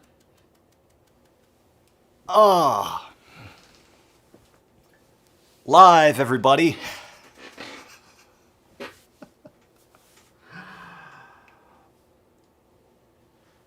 Damn, even inadvertently made me push in the EQ button. All right. All right, now let's find my stream generator. Put that back in. Is this actually playing, or am I just paranoid? Oh, good. It was commercial break in progress. They just broke everything. So, yeah, just from that, folks, is there any better reason to bribe aldermen for pie for this channel? I don't think so. Oh. All right, so far, thank you for the update on the Saints touchdown. Yeah, I use OBS to stream. I don't touch StreamYard at all. My computer is very old and brittle, and I'm already kind of running a weird bare bones, as little stress on all of the mind parts of this machine as possible setup. So I like having as many things under my control as possible, which is going to be hard to do if I ever want to bring guests on this show someday. Because doing that on your own, oh, that takes a lot of work. But if it means not having to depend on somebody else's external website, then I think I'll take it. Oh boy, the Saints now lead the Rams. Oh. I don't hold that against you for using StreamYard. You know, I've just kind of decided that for how I want my show to look and how I want it to operate, I kind of want to keep everything as local as possible. So if something goes completely ass over tea kettle, then I can narrow it down and fix it much more quickly than having to cross my fingers and hope that they turn things on and off and on again somewhere else. And Luke, at this point, to follow up on your comment about us getting to second place, yeah, right now we are kind of, you could either look at us as the Boston Red Sox or the Chicago Cubs of the NFL, in that I think there's a lot of people who want Detroit to do well and would even be happy to see them win a Super Bowl. But if that does happen, I just hope we don't become dickheads about it. I really do. Because as we've seen with the Rams, that glory can be very fleeting. I've had a few ideas, Luke, of other things that I would like to do, some more collaborative shows, getting in people who can talk about sports that I'm not intimately familiar with, but they keep up with in a more active fashion, like, racing, baseball, all that sorts of things. Oh, you've got assistants. Oh, okay. That makes a lot more sense then, Sorgi. You know, why you can have an easier time getting that shit taken care of on the fly. All right, I gotcha. All right. Good to have you, Sorgi. Take care. Oh. Don't think I haven't considered cricket, Luke. Don't think I haven't considered it. Leg before wicket. Second half starting now. Let's see. All right, and then we get a couple of requests from True North. Thank you. Do my best to add those in today. Fumbles the kickoff's return, and then gets a big hole to the 30, past the 40, out to the 44.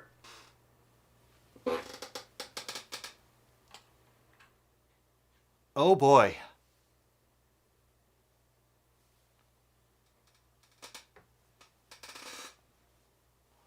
Oh. Okay. All right, we one little fumble, but we took care of it. Now let's not see that again. Oh. And Rebecca arrives, and so does the chaos. And he dropped it! Wide open receiver drop for number 45, Kabinda. Oh. Oh, just a lot of people, Luke. I even have ideas for putting together shows for other people. Just for shows that I think would be, that I know I would want to see. So, it's all right, Rebecca. You can stick around. Great tackle of Amon-Ra St. Brown by number 30. That is Holmes. Jason Kabinda, the fullback. Sorry, I will learn it all one of these days.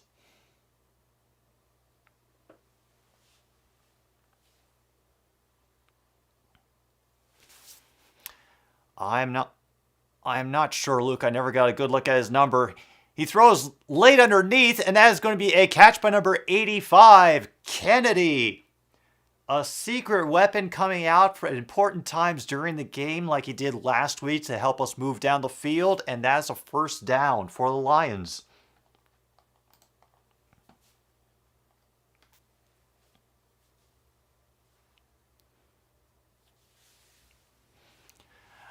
And nobody was talking about Tom Kennedy, but he made such an impression in the preseason with his running ability. I think that's what got him in. That'll be a handoff for Jackson now, who is getting run duties. He'll get about 5.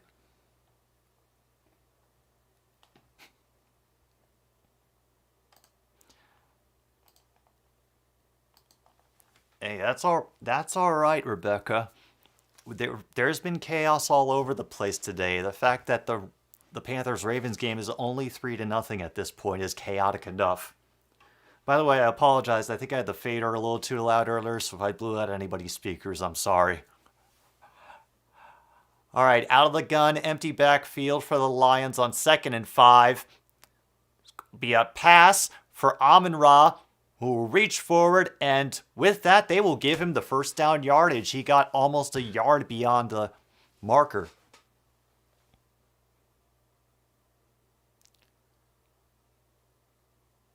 Wait, who was questionable? Fabian Moreau?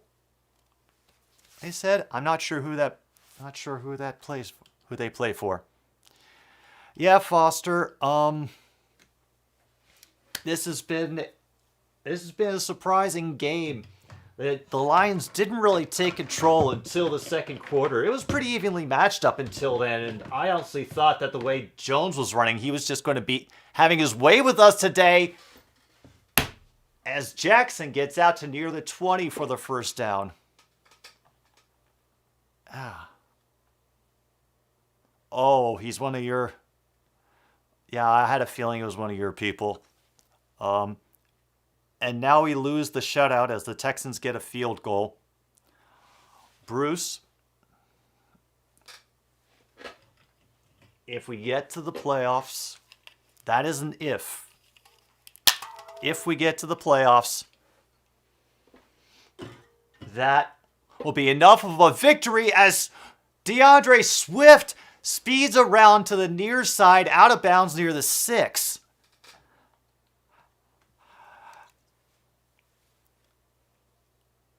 I predicted that we could win at least 6 games this season. If we get that, I'll be happy. I'll take that progress.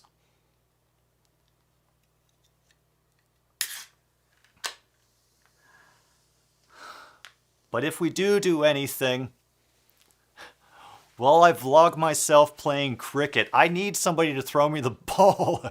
I don't know if there's any cricket teams around here for that, geezer.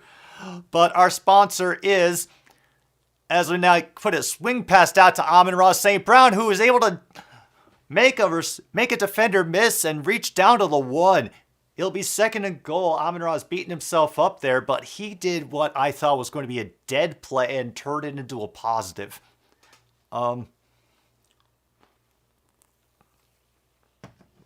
If we make the playoffs, I will be ecstatic.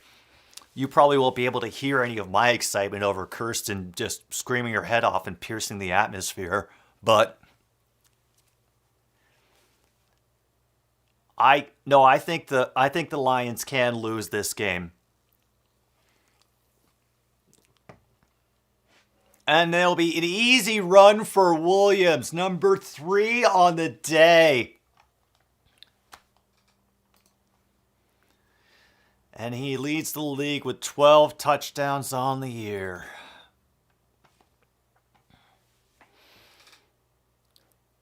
Yeah. Bruce would be willing to bet 1 million cold that the Lions are going to win today. Yeah.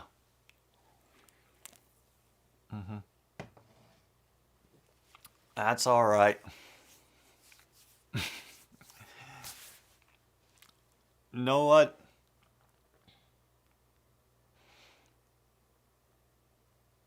No, we gotta save that for something special.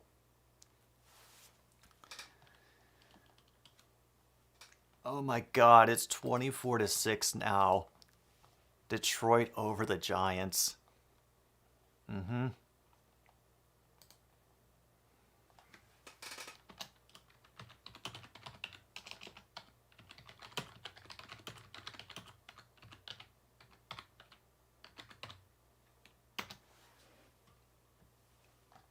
That actually sounds like a really interesting idea for a video.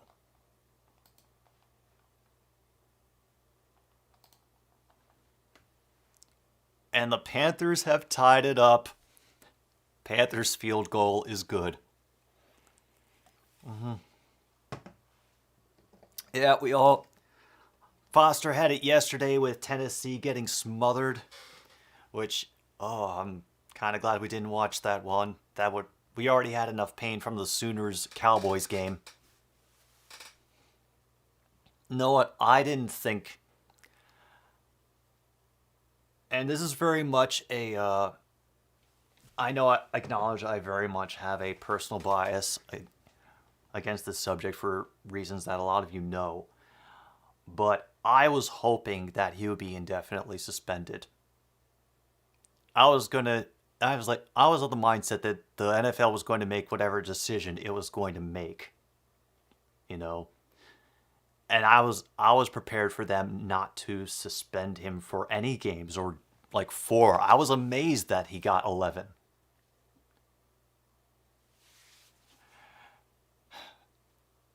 But the fact that Cleveland, after seeing all of this, decided to not only sign him, but to publicly go to bat for him, that's why I've been doing all of these streams. That's why I created the Power of the Duck stream, just so on Thursday night we could have some counter programming in case for when the Browns appear there, because I have animosity towards the Browns for this too.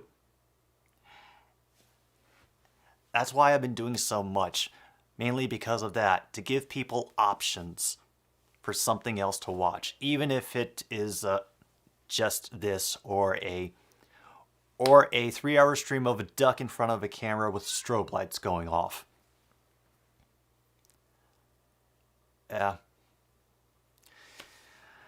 Yeah. Unfortunately, some people can afford justice in this country, and some of us just have to pray for it.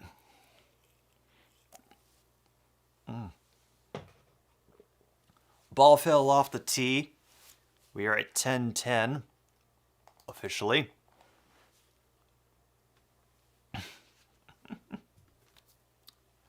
Touchdown Saints. Oh man, and Stafford is hurt, and yeah, this day is just getting weirder and weirder around the league. Now finally that kickoff goes, and it will go into the end zone. Touchback.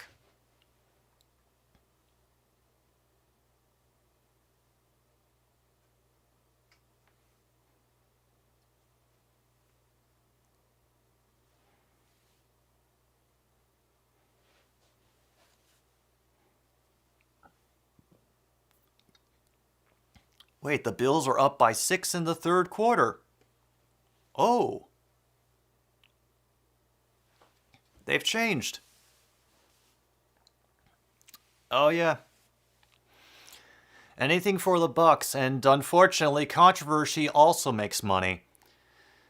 Pretty solid wall of Lions defenders on that play. Barkley wasn't really able to get anywhere. He might get back to the original line of scrimmage. Luke, neither did I. Honestly, the fact that the Rams fell off so badly has shocked me. Barkley is open, and he will get pretty quick. Third down and 3 or 4.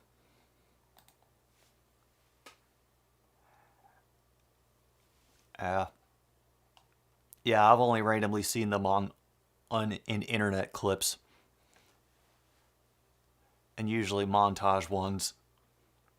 3rd and 4 now. Jones in the gun. Good throw over the middle to 80, or the near side to 86, who will get up to about the 36. Oh no, that was further. 30, 40. Yeah, to the 45 of the Lions.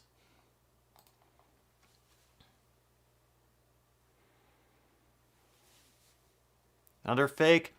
Jones tried to go to Sladen again, and it's a little off target, even with the stretch.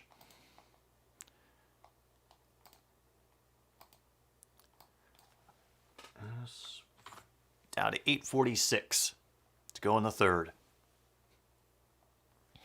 And away, all of you who are here, thank you. I hope you're having an enjoyable day, and keep us up to date on any games that we've been possibly forgetting about. And Saquon will pick up about 5 on that run, be 3rd down. Meanwhile, the Pats have missed a field goal, so the excitement continuing over there. I wonder if everybody is just coming because the Lions are doing good and they want to see if we can actually win or if they're going to let this one slip away. 3rd and 5, it's a handoff. I don't know what Barkley was doing. There was all this grass to his left, and he was just like hugging the pile with his back. What? I don't... Oh.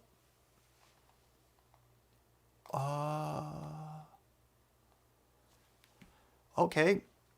I have nothing.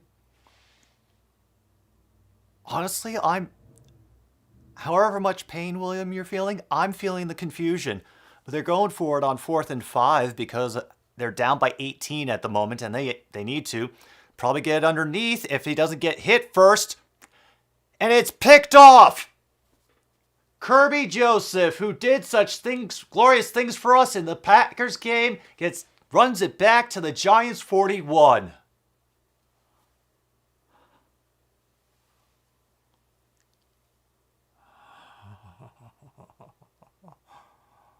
Oh my goodness. Oh.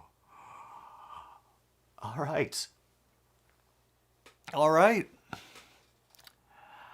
That is something that just happened. Oh man. Yeah. Meanwhile, all the games for the real teams are low-scoring affairs, and the Detroit Lions are up 18. Oh, jeez. Angie, do you understand what's going on right now at all? 'Cause I'm completely lost. What is football? A miserable pile of secrets.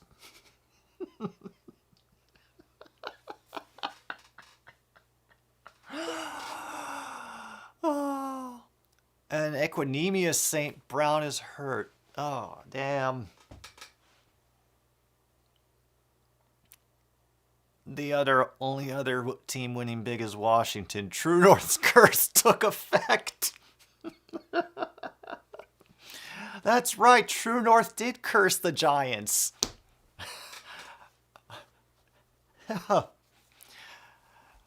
Yeah, thanks for holding off on that until this game, True North. I appreciate it.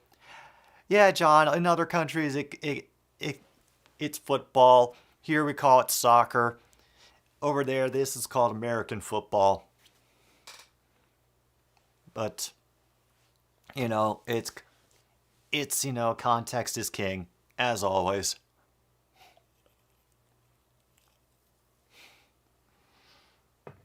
Yep, Kirby Joseph got an interception on what seemed like a ball that was thrown with a lot of air underneath it. And Ecuador beat Qatar 2-0.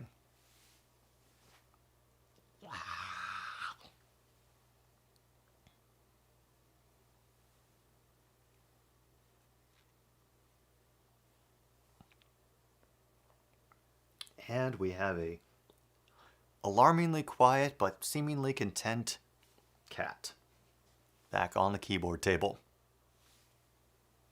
There's Kirby Joseph hitting the backflip. Yeah, Bruce Wayne, good to see you again, man. Hope you're doing well. I love that we have gotten into the spirit of bingo, and that one was nearly picked off by number 28. Just in the right place at the right time and bounced off his hands.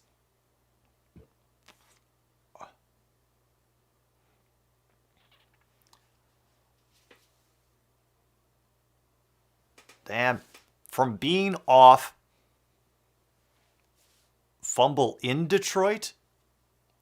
Oh. Awesome. I can't wait to see how we do this one.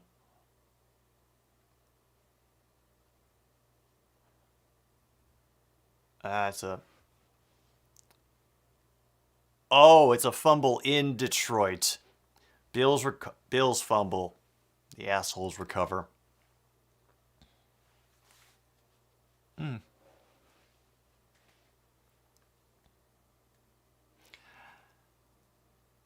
Yeah, I think I like the idea, Luke, of referring to them as the Cleveland Brown Eyes from now on.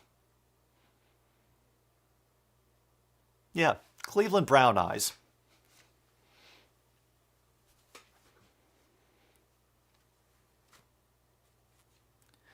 Third and 7, pressure coming quickly, and that off the leg of Raymond. Dawson Knox with the fumble. That's a disappointment. The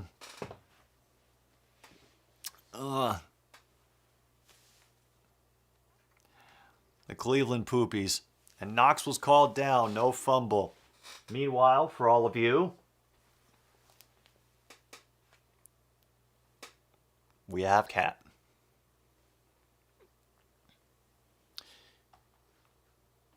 And so with a kind of disappointing series, we at least changed the field position, and we will down them around the 7.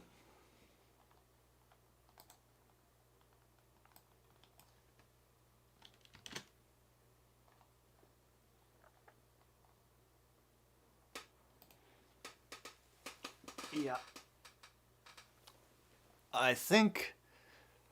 Honestly, I think things have really changed for these two. Thanks for the update. Touchdown for the Bills. A Singletary rushing touchdown.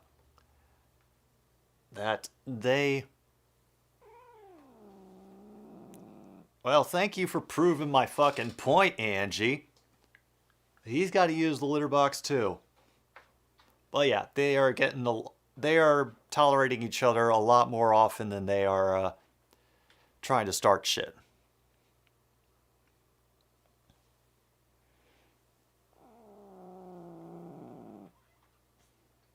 Really?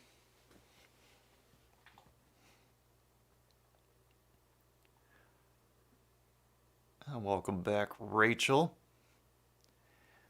Gaze into the eyes of the angriest cat in the world. But the Bills fail the 2-point conversion. So I'm guessing it's only 22-10.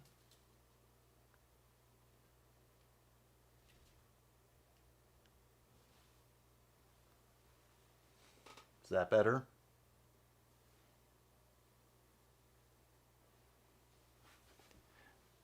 She already has that.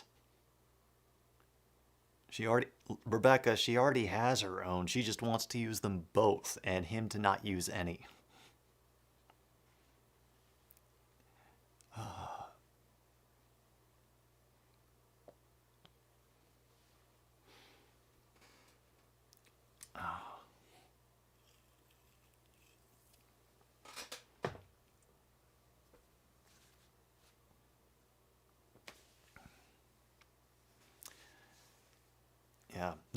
Yeah, no one poops in this house but Angie. That's exactly right. And I think that this is a very, very important drive for the Giants. They need to get a score on this one if they are to get back into this game. And they'll have to go over 90 yards to get it. Oh, really? Okay. Yeah, I'm hearing that growling. I think you get down now.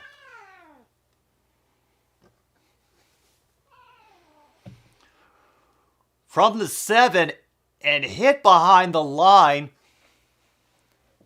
McNeil has been doing great today. He waves to the crowd. He stops Saquon Barkley at either the 4 or the 5.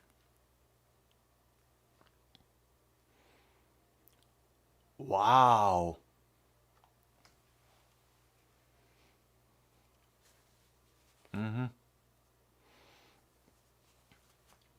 Oh, yeah.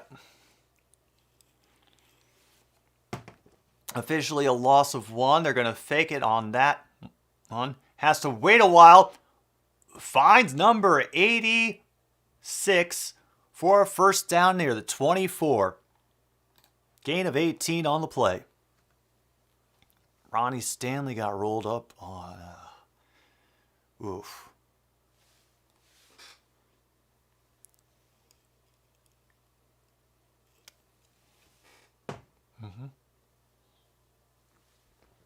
Near side for Robinson. He gets his feet cut under him after a gain of 9. They're trying to hurry up again because they know they have to think of the time now.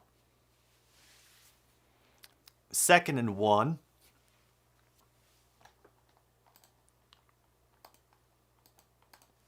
Or about under 5 minutes now to go in the game. Easy catch and first down for Robinson. Was getting a block from his fellow teammate 86, whose name I can't remember. And now Kirby Joseph is down holding his hand. Yeah. He will have to come off the field. Holy shit. Ravens are challenging. And Wolford sucked so much that Bryce Perkins is in with Stafford hurt.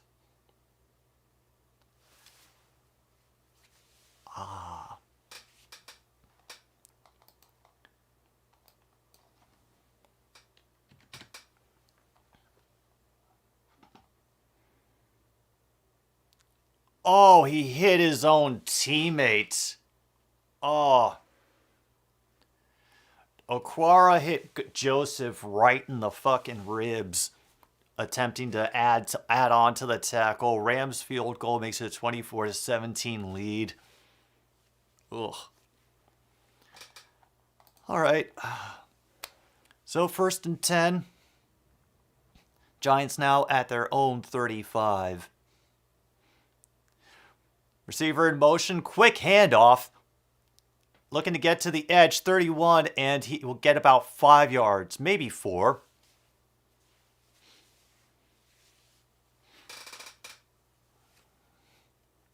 Ravens are trying to keep it out. Gotcha. Well, Stafford got his Lombardi. At least he can hang his hat on that.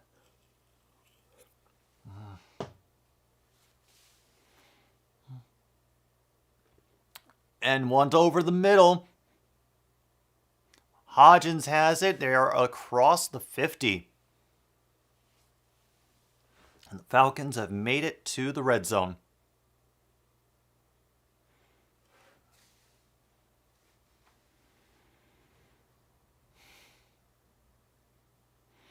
Jones, good pocket. Has to escape. And will throw it away. Stops the clock at 1:18.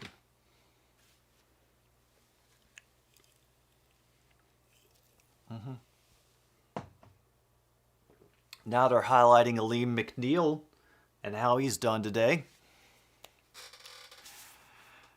And, all right, the Giants, forgive me. The Giants are doing just what they need to. They're getting back into this. A sustained drive. I think they're definitely going to go for a 2-point conversion if they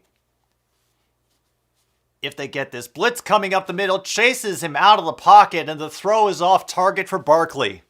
It'll be 3rd and 10.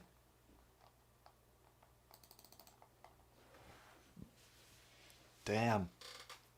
Ravens win the challenge. Panthers ball at the 5. Special teams victory.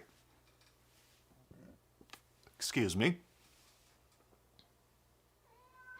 Nice job by Anselo and chasing Jones out of the pocket. All right. Dable thinking about Dino Nuggies. Daniel Jones wishing he had stolen Dable's Dino Nuggies.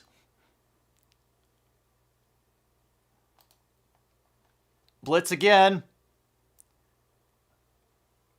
Deep for Robinson, and he was overthrown. Was he out of step? True North finally arrives to gloat over the state of the Giants.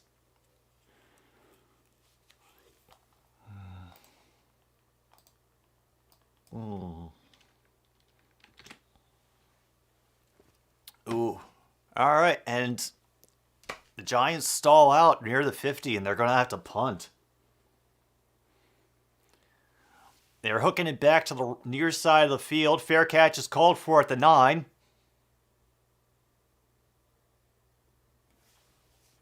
Cue the Allman Brothers for the break music, and Jared Goff will step back out onto the field with 3 minutes to go when the game resumes.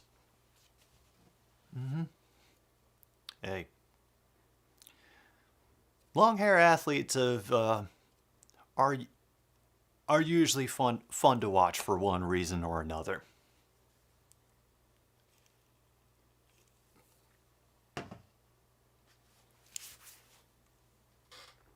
After all, I think that was what made Joe Namath stand out, that his hair was kind of long and shaggy compared to Johnny Unitas' buzz cut.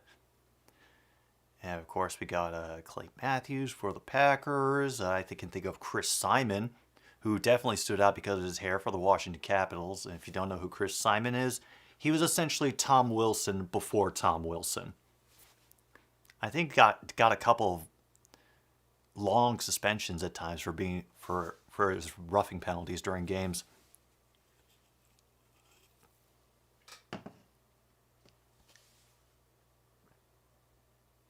And the Falcons have scored. Apparently another run-in for 6.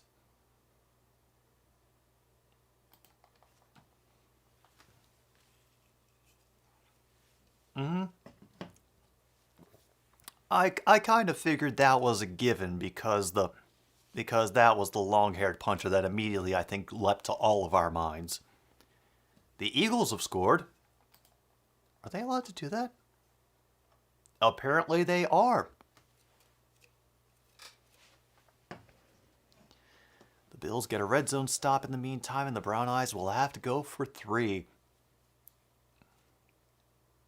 And it is blocked.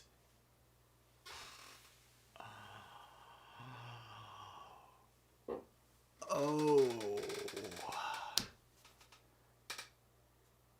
I take it you're referring to the Eagles' touchdown. Is that right for Quez Watkins? Also thinking of Ryan Stonehouse. Okay, Foster.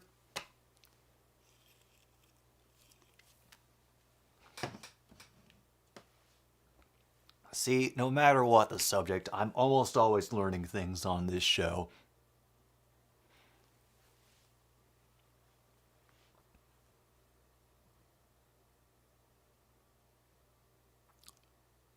Honestly, the Blood Demon did offer me a deal, but I turned it down. He wasn't willing to include the Swedish fish. Jamal Williams will get 2 or 3 on that.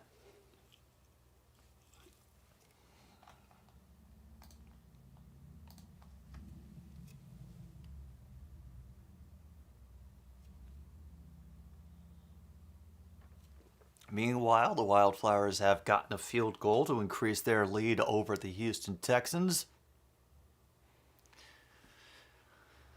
What is the name of that damn Netflix series with the churchy shit? Midnight Mass? Jackson, a nice leap forward after a tackle, gets to within 2 of the line.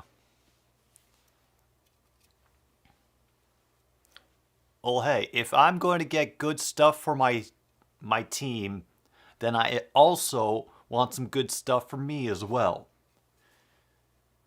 All right, well, I will hope that Okuda will do well for us next week. That he doesn't get another knockout blow again.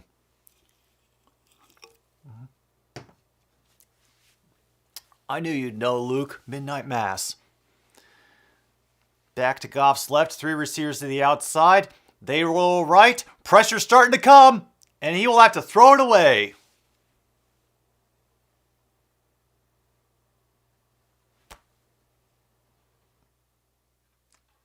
Oh. 4th and 3. Clock stops at 1:30, and the Giants will get it back.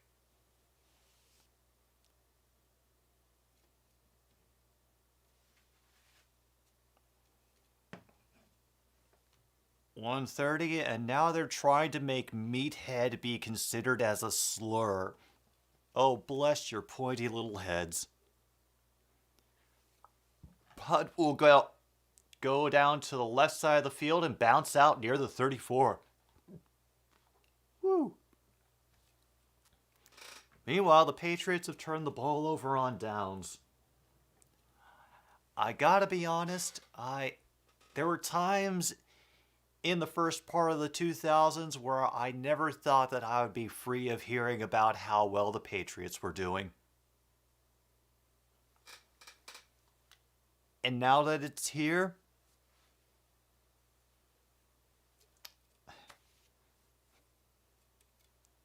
well, it's all a part of life's rich pageant, I suppose.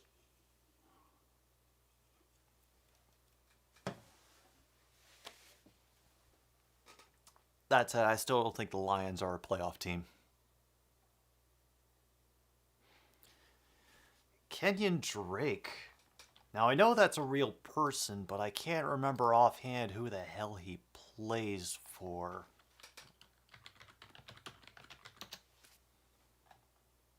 Oh, for the Ravens. I'm not sure. Robinson could not hold on to that pass, meanwhile, is incomplete.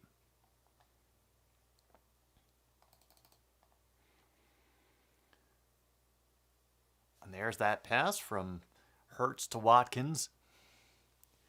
Giants will try it again on 2nd and 10. Quick pass over the middle. Be near a first down for 17. I believe that's Robinson again.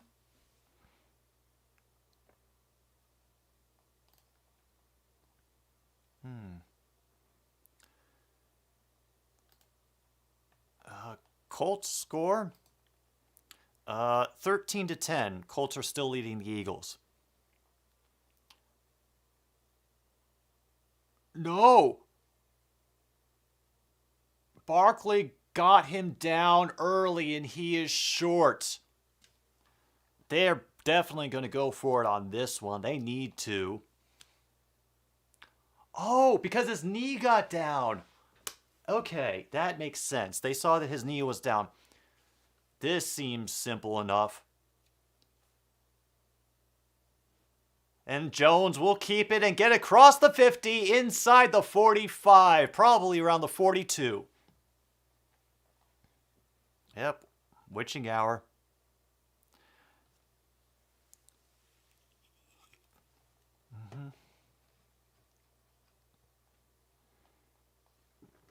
Yeah, less than 2 points today.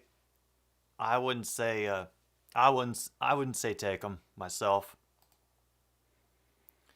Meanwhile, we have reached the end of the third quarter. The Falcons are winning 24-17. The Colts have fumbled. The Saints are up 27-17 over the Rams. Commanders 23-3 over the Texans. Bills still holding 22-10 over the Browns. And the Panthers and the Ravens are still tied at 3.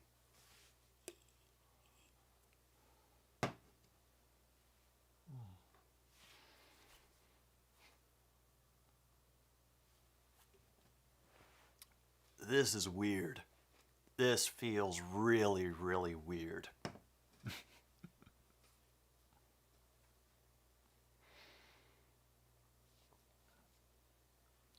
Yeah, I saw it. I got to watch the replay of it. Bruce, man, I didn't know Devin Hester still held that record, and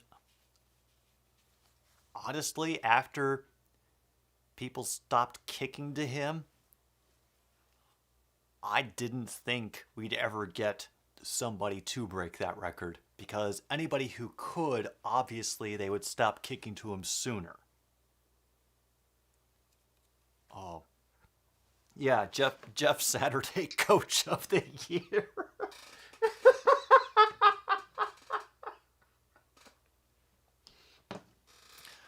Like, watch. Eagles have fumbled. Yeah, you see, Jeff Saturday. And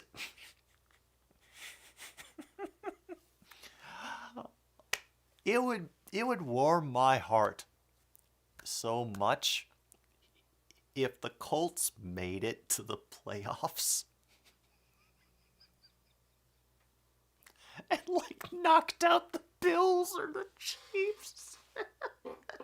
And we'd all just be cheering for Jeff Saturday. He's like this Disney Channel movie come to life, a high school coach getting an aimless team with an aging quarterback to the Super Bowl. It's like Rookie of the Year all over again. Except oh, yeah, the only jersey that anybody is going to get is Saturday. And for the number, they'll put how many years of high school coaching experience he has. An easy dump to Robinson. First tackle didn't work. Anzalone flips him again out of bounds.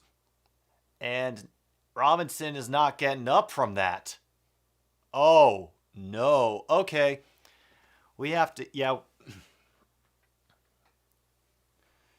Yeah. Anzalone spun him once and then spun him again. Yeah. I just think it would be hilarious, Foster. I'm sorry. Wide open Richie James has getting him further into Lions territory. Mm-hmm.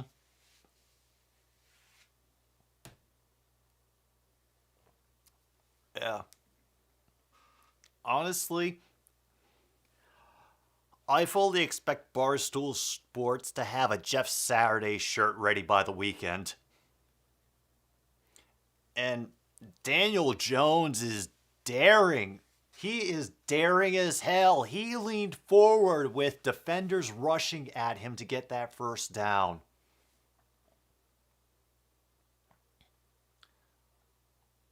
Oh, man.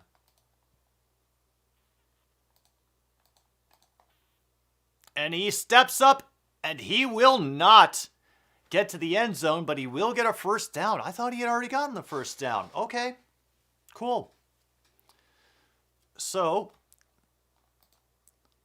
first and goal. All right, 3 receivers to the right. I'm assuming that they're all blocking for a run play that is going to head that way.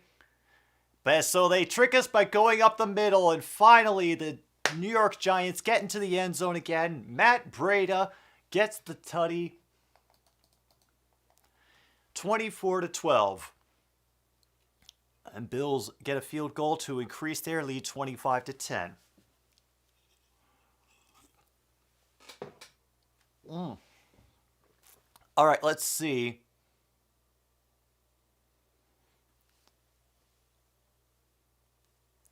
He threw a pass to Sam Ellinger. Oh, I love this season. And it doinks! That extra point doinked! Oh, no! Gano is 0 for 2 today.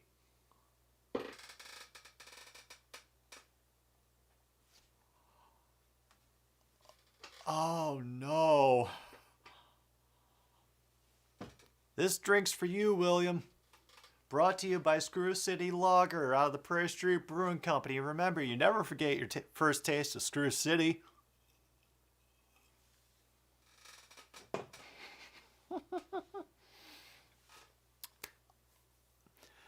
Someone keep an eye on Highlight Heaven. I'm sure that he's going to have that clip up within 3 hours.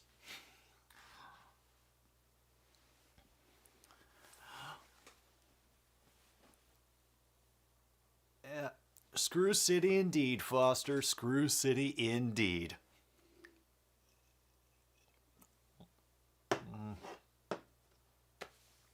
My sympathies, Bruce. Yeah. Saturday coached another TD. He had. Please tell me that was the. Please tell me that was the touchdown pass. Matt Ryan to Sam Ellinger.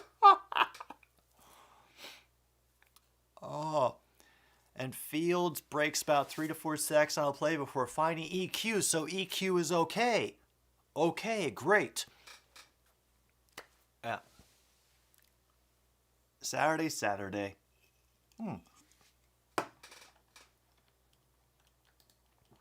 Oh, hell yeah, that song is definitely going in there because I haven't heard it in a long time.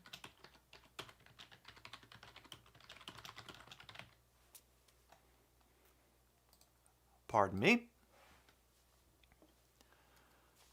Yeah, I'm not sure about Kyle Pitts. Any given Saturday. Oh, we can't have any fun, can we? No Ryan to Ellinger pass.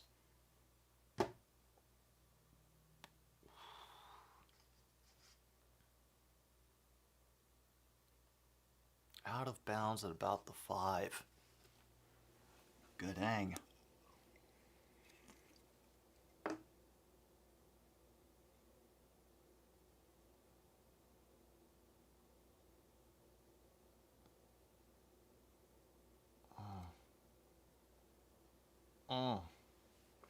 Oh, God, it looks like he hyperextended something as he was getting tackled.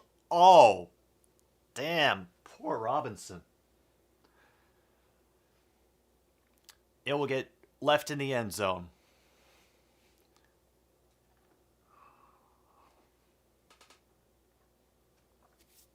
All right, Lions start at the 25, but, wait, who is the Wendell Robinson? I'm not familiar with them. Oh, God, Ryan got sacked at 3rd and goal in 19. Well, yeah, I recognize that pattern. We've done it often. All right, Goff back under center for this 1st and 10. 2 in the back. Fake. Blitz coming. Open up the middle to Raymond, who is now across the 40. Dives forward to about the 46. And the Bears have gotten a touchdown. Let the chaos continue. Chaos!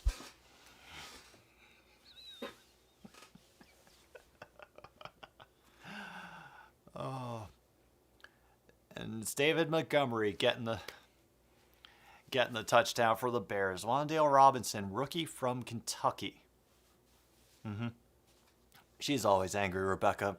She exists in permanent anger. All right, 3 receivers out to the left for Goff.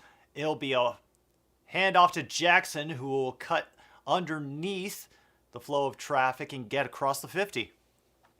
Bears Falcons are tied at 24. Colts field goal is good. We are at under 12:25 to go in the game. And Brian Dable looking on, hoping that they could stop the Lions on this drive, prevent any more of a deficit.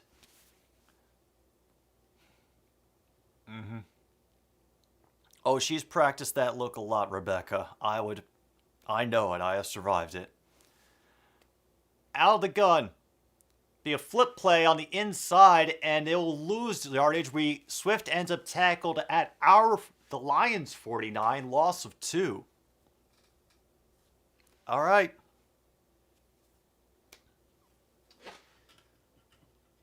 I think this calls for another Screw City.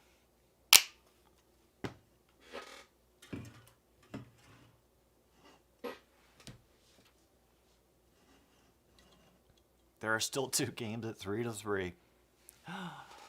That makes me so happy. And knowing that I'm not actively keeping track of one of them also helps. 3rd and 7. Goff gets a low snap out of the gun. Has to run to the right to avoid pressure in the pocket. And finds somebody. Is that Amon-Ra? Yeah, it's Amon-Ra St. Brown for our 1st down.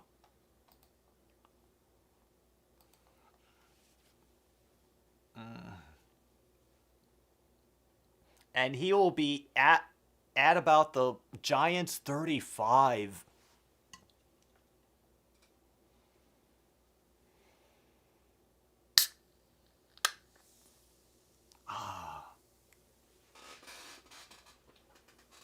Remember, folks, always know where your towel is.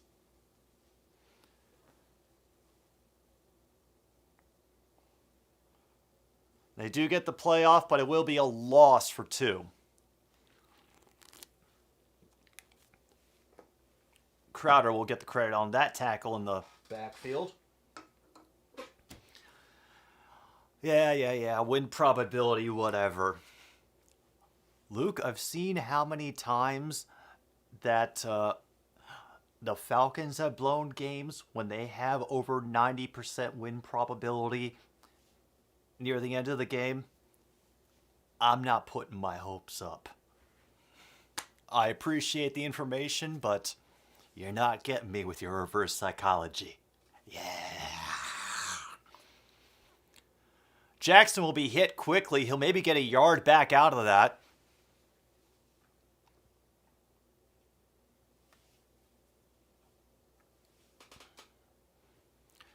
So we're back to 3rd and 10. I think we're down still at about the 35. I think. Skycam circulating camera angles always confuse me.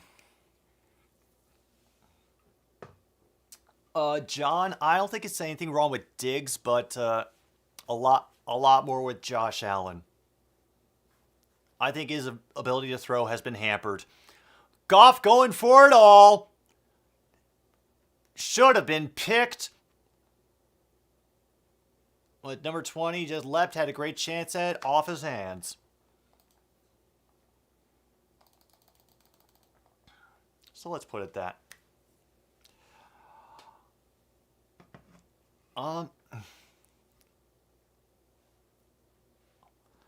Logan, wait a minute. Are we going for it? We are going for it on 4th and 10.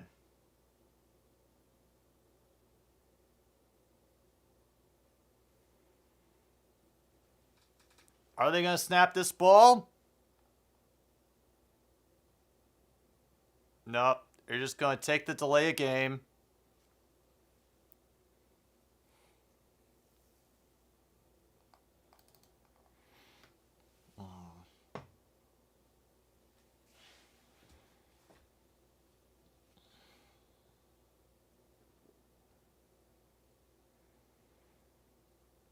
Wandale ruled out. Ugh. Tucker gets a field goal. Justice Hill has the most rushing yards in the Ravens-Panthers game. 30 yards.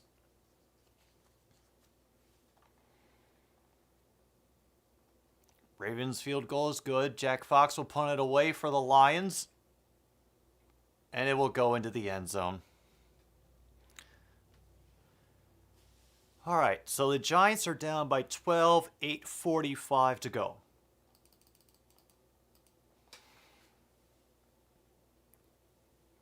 Cool.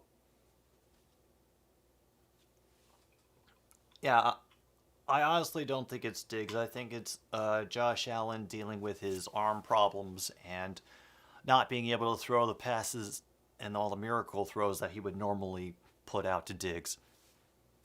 Because I guess, how's the way do I put this?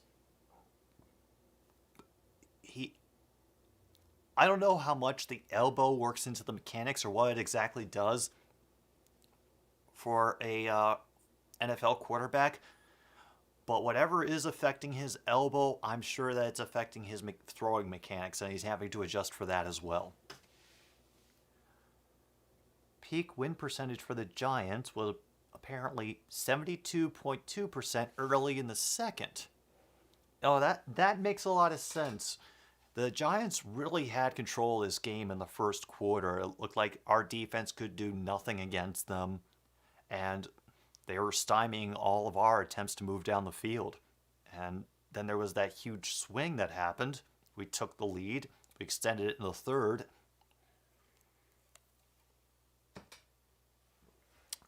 Now I'm guessing that if the Giants do score, that they are going to do everything they can to smother us on the subsequent drive. Just keep us in any way from advancing down the field, even if they have to take some major chances in coverage or looks. Oh no. Eagles in the red zone because of a defensive pass interference on the Colts. Eagles, why you gotta ruin the glorious ascension of Jeff Saturday? Come on.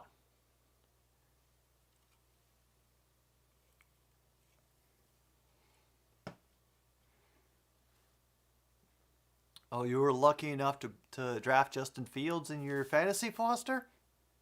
Yeah. Oh, yeah, he's definitely paying off for you now, I'd imagine. I think before I did my major spring cleaning, I had Daniel Jones, Geno Smith, Davis Mills as rotating quarterbacks on my team.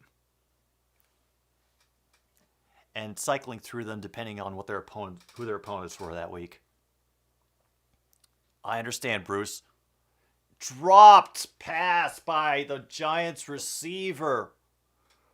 Right in the hands of number 86. And dang. Okay, they're looking at their comeback wins for the Giants this season, but this is a bigger deficit than all of those wins at 12 points. Still possible. Jones is having to look, getting a lot of time, having to run to make some room. Will have to throw it away. Hit as he throws, incomplete. Clock stops at 8:31.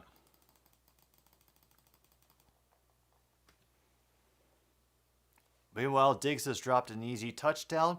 Angie is rearranging herself on the towel and doing more copious cleaning efforts that I'm not going to describe to the weirdos in chat. You know who you are.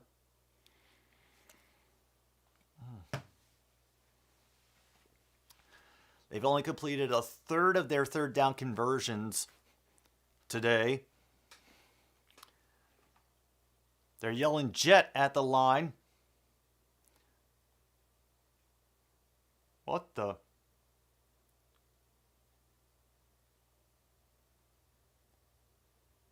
Everybody but the center? No, they specifically called on 74.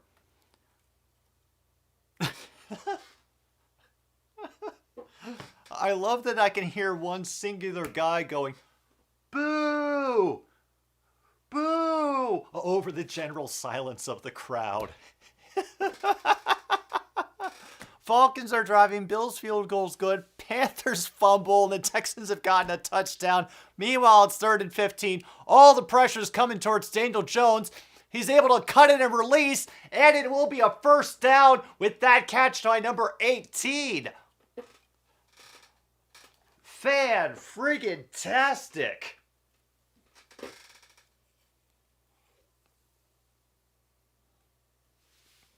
And Barnes is back in the game. All right. They're at their own 35 now. Hodgins.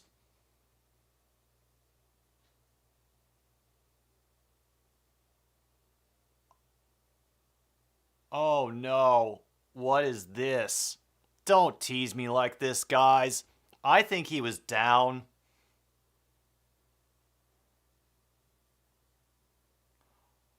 Wait, that's a recovered fumble? Okay.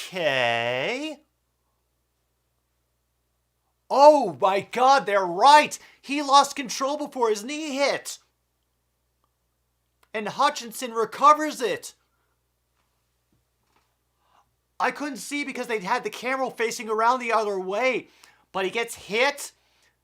Yeah, he lost control. Oh my God. Oh my God, Hodgins lost the ball on the hit and Hutchinson recovers.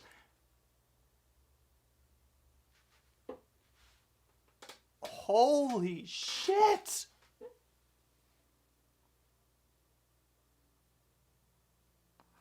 Rolling on the field is confirmed. Hodgins has his head in his hands. I do not blame him one bit. Coughlin comes over to hype him back up, as do several other players, including Daniel Jones, who's heading that direction. Ron, chaos. We just forced a fumble and Hutchinson recovered. Oh, and yeah, our chaos is Williams' pain.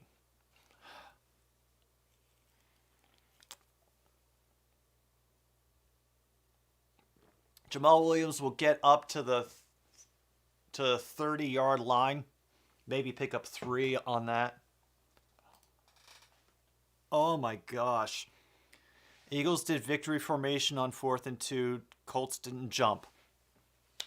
It's not... That's the thing.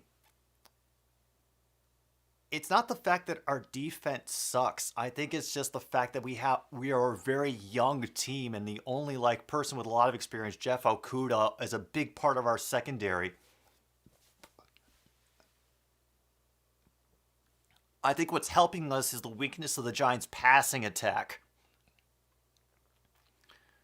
It'll go be a run by Jackson, who is now inside the 20, gets inside the 10, dodging some tacklers, and will be out of bounds around the 2. Yeah!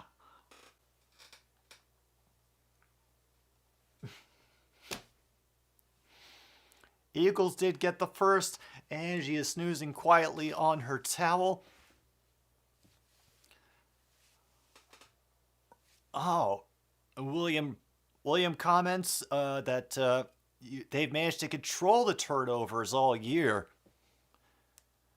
Until today. All right, 2 backs in I formation. That is right Right moving to the left. They do give it to Swift, who has to spin out of a tackle, and it'll be a loss of at least 2. The good play by the Giants, and there's another Giants defender down. Oh, man. He is in a lot of pain. That's number 27 again. Is that the same guy that I looked up before? Yeah, that's Jason Pinnock. Now he's grabbing his shoulder.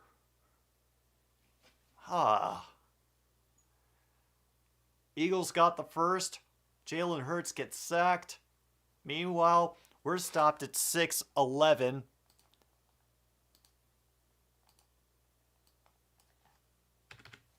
With 6:11 to go in this game, the Giants are going to be up by... They're currently up by 12. They're looking to add a little bit more.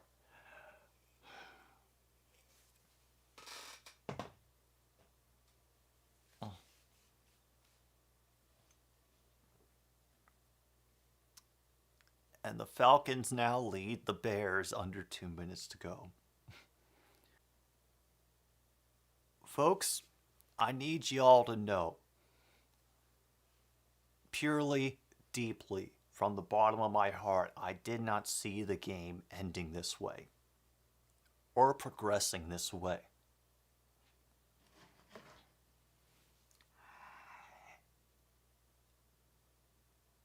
I thought we were going to have more of a struggle.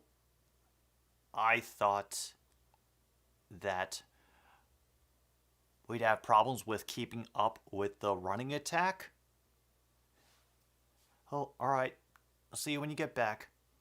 And a touchdown for the Eagles. Hurts gets a run. Hey, William, we've seen what Dallas can do, especially against the Packers. They can be great, but they can also suck the grease off of an engine. 2nd and goal.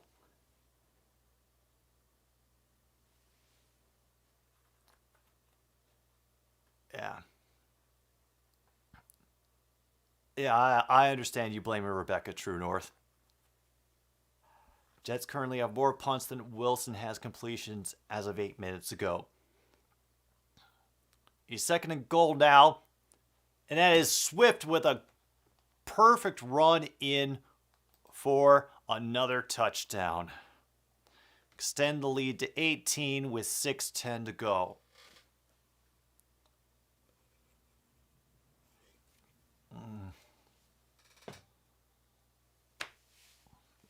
Of course, it comes back to the damn coaster. It always comes back to the damn coaster.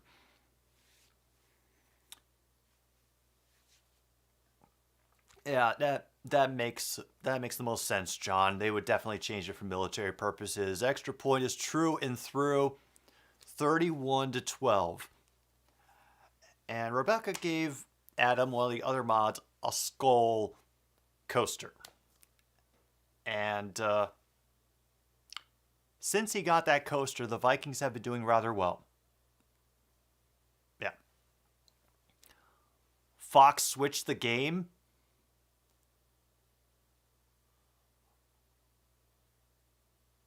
What, to the Lions or from the Lions? Because, from. Oh my God. Ladies and gentlemen,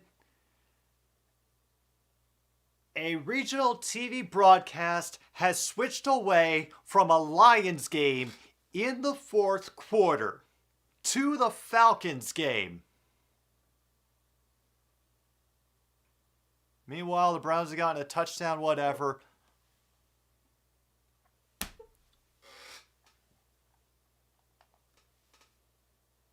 That will bounce the end zone, whatever.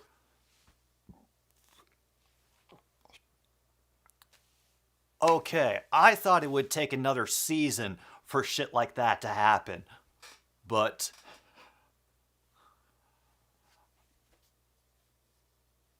dang. Yeah.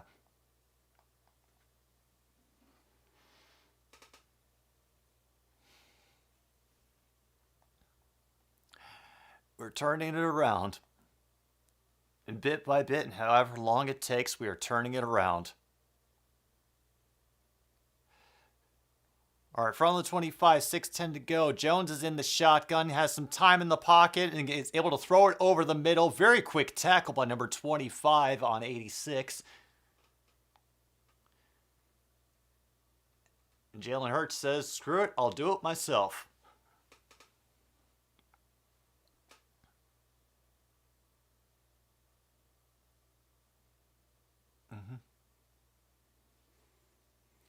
Jones has to wait again. Incomplete. Well guarded is number 80. Stops the clock at 5:40.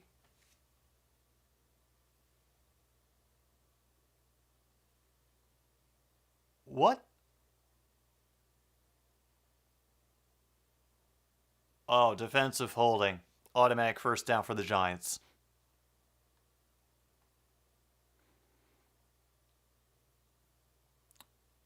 Colts are now driving.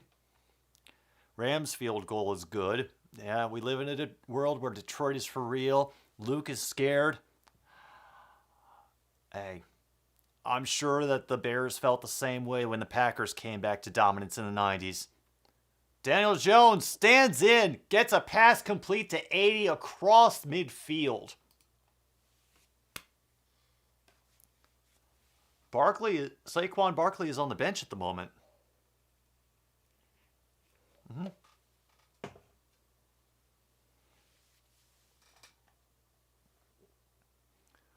Four-man rush. Jones steps up. And Kaminsky bats it down at the line.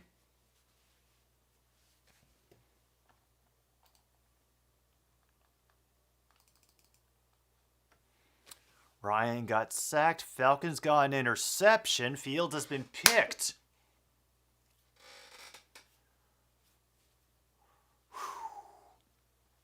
No Lion. No Lion go to the Super Bowl. No Lion going to the Super Bowl. No Lion going to the Super Bowl. Lion go to third place. Panthers have also turned over on downs. He's getting rushed, and a great job at an adjustment by number 86. Slayton to find where that pass was and move the chains for the Giants. 4th and 16, I hear a lot of whistle, whistle, whistle, implying that the clock has stopped again. But Hutchinson is down now. Yeah, that is not good. Like I said, is why I do not say Lions gone to Super Bowl, because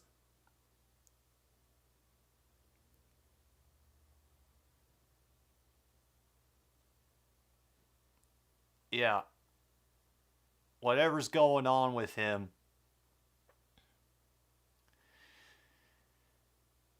honestly, I'm worried with Hutchinson about the hip injury that they have kept mentioning on reports through the season.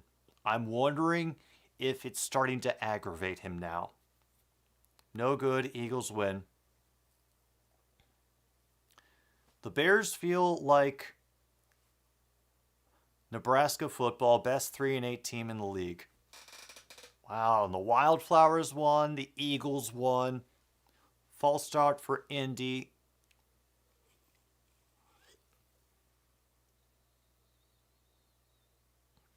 And Galladay gets inside the 10 with that reception over the middle. We're down underneath 5 minutes to go.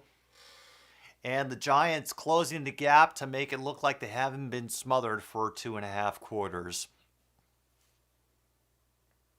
Yeah, they just kind of woke up now. And that'll be an easy touchdown on a route over the middle for James.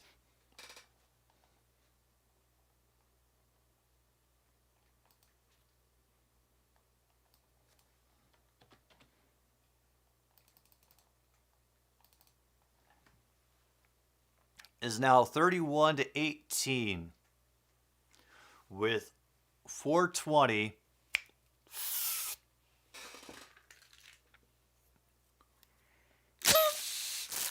to go.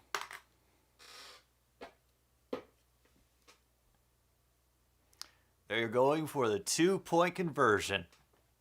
Makes perfect sense. 2 receivers out to the left, single back in the backfield. And a fake. It gets dropped. Oh, man.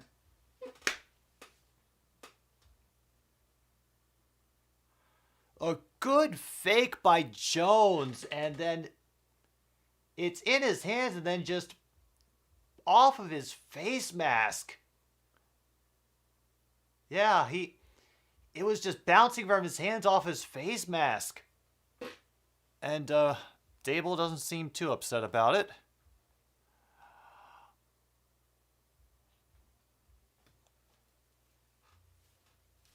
Oh.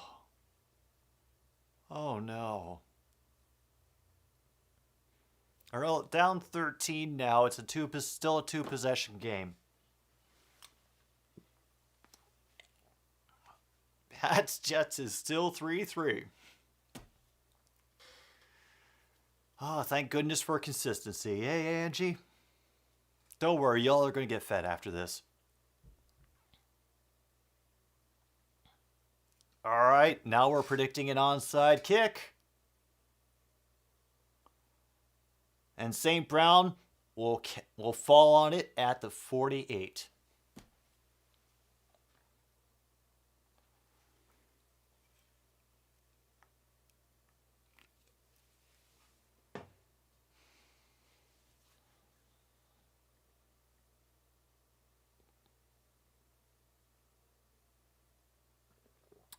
A jaw injury? Ooh. Oh, damn. Meanwhile, Jeff Saturday is a 1-point loss to the Eagles. About as good a loss you can get. Couldn't have said it better myself, John. Williams powers forward for about 4.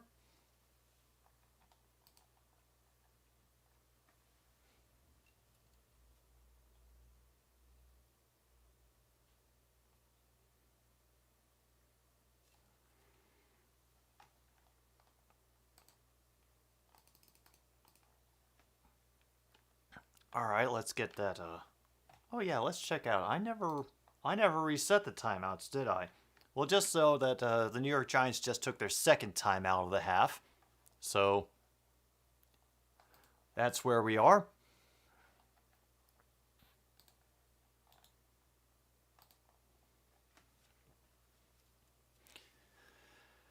.413 to go. We are now inside the 45. Another carry from Williams. Will get 6 on his 16th carry of the game. Will be a first down.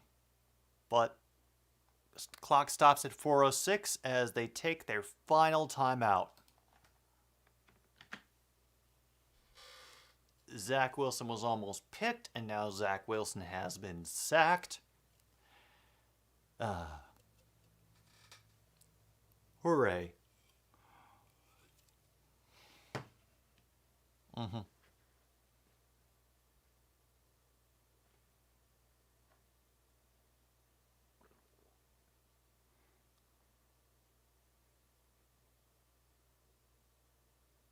That's the opposite end of the field. That game will probably end in a tie. Another one by Williams up the middle will get 3.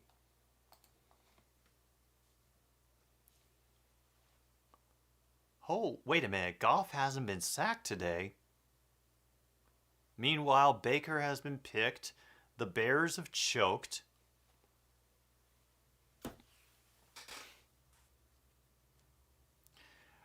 It is very weird to hear football announcers talk about the Lions in glowing terms, and right now they're fawning over the offensive line.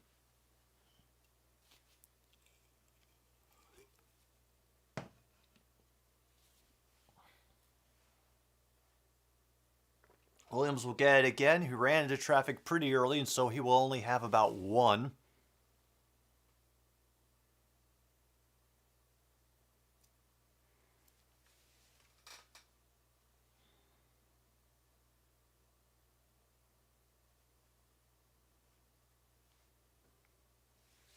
3rd and 1 for the Jets.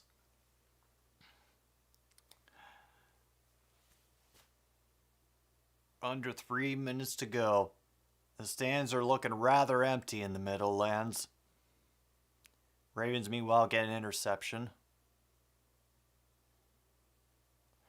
A fake around to number 11, Khalif Raymond, who will get the first down and slide immediately afterwards.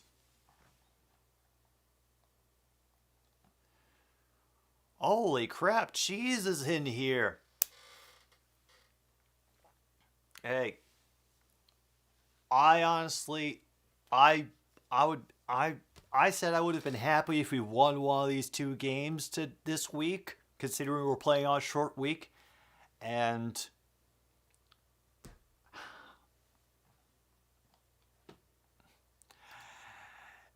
the fact that it appears that we are going to get a win out of a team with a positive record and a great start to the year,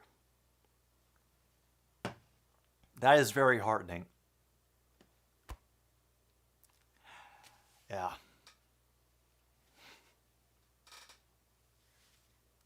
Meanwhile, the Jets now have 4th and 2. Oh.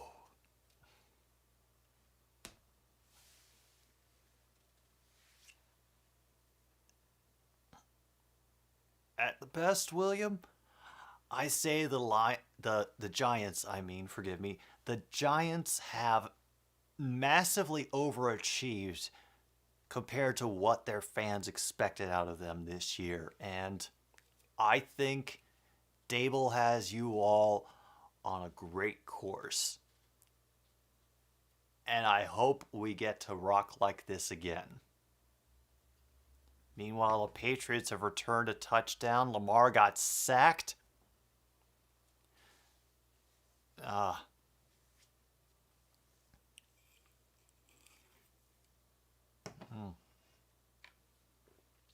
Yeah, the rest of the season still feels pretty rough. I'm not going to say that this version of the team will appear for every game,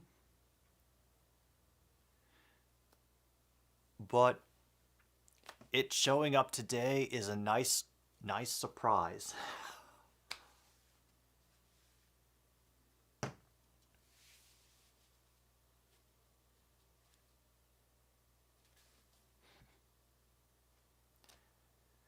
And also, the Lions did kind of what I thought they had to do, which was to take Saquon Barkley out of the game because he wasn't much of a factor, and force Daniel Jones and other players to carry the load. So, meanwhile, 10-3 for the Pats. The Broncos are in their orange color rush jerseys. I hope it helps them. Bills tack on another field goal in addition. So let's see. Oh yeah, the Bills are getting a good stomping in at Ford Field, and for once it's not on us. Ravens lead the Panthers 13-3. The final in Saints-Rams is 27-20. Commanders officially win 23-10 over the Texans. Eagles-Colts 17-16, officially done. Falcons have upset the Bears 27-20. And we're about to have another upset over here, depending on whether we do well or we massively fuck this up. Bills find their get-right game, kind of.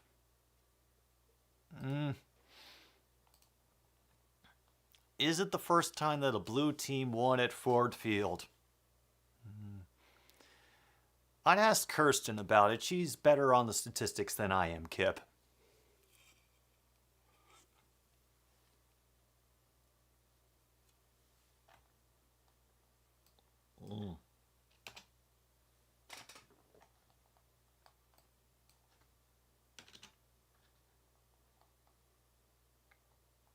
Wow.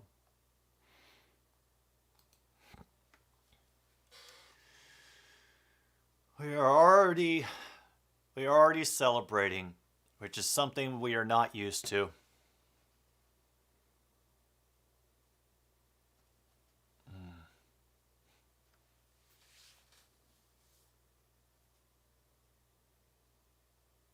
One more knee will do it.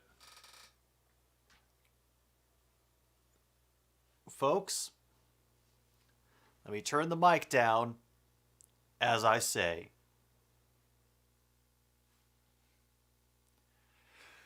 The Isotopes win a game! The Isotopes win a game! The Isotopes win a game!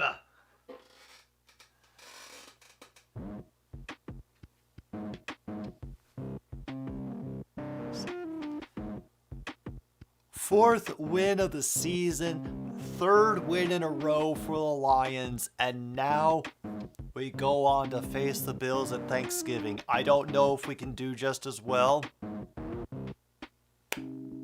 but I feel like we've got a chance, and that's all I will say. Thank you everybody who was here, from the mods to the visitors to the strangers who lurked. I appreciate all of you. This has been another Stupid Sports Show. I've been your host, Jim B, here on 106.9 Click FM. Take care of yourselves, and good night, Milwaukee, wherever you are.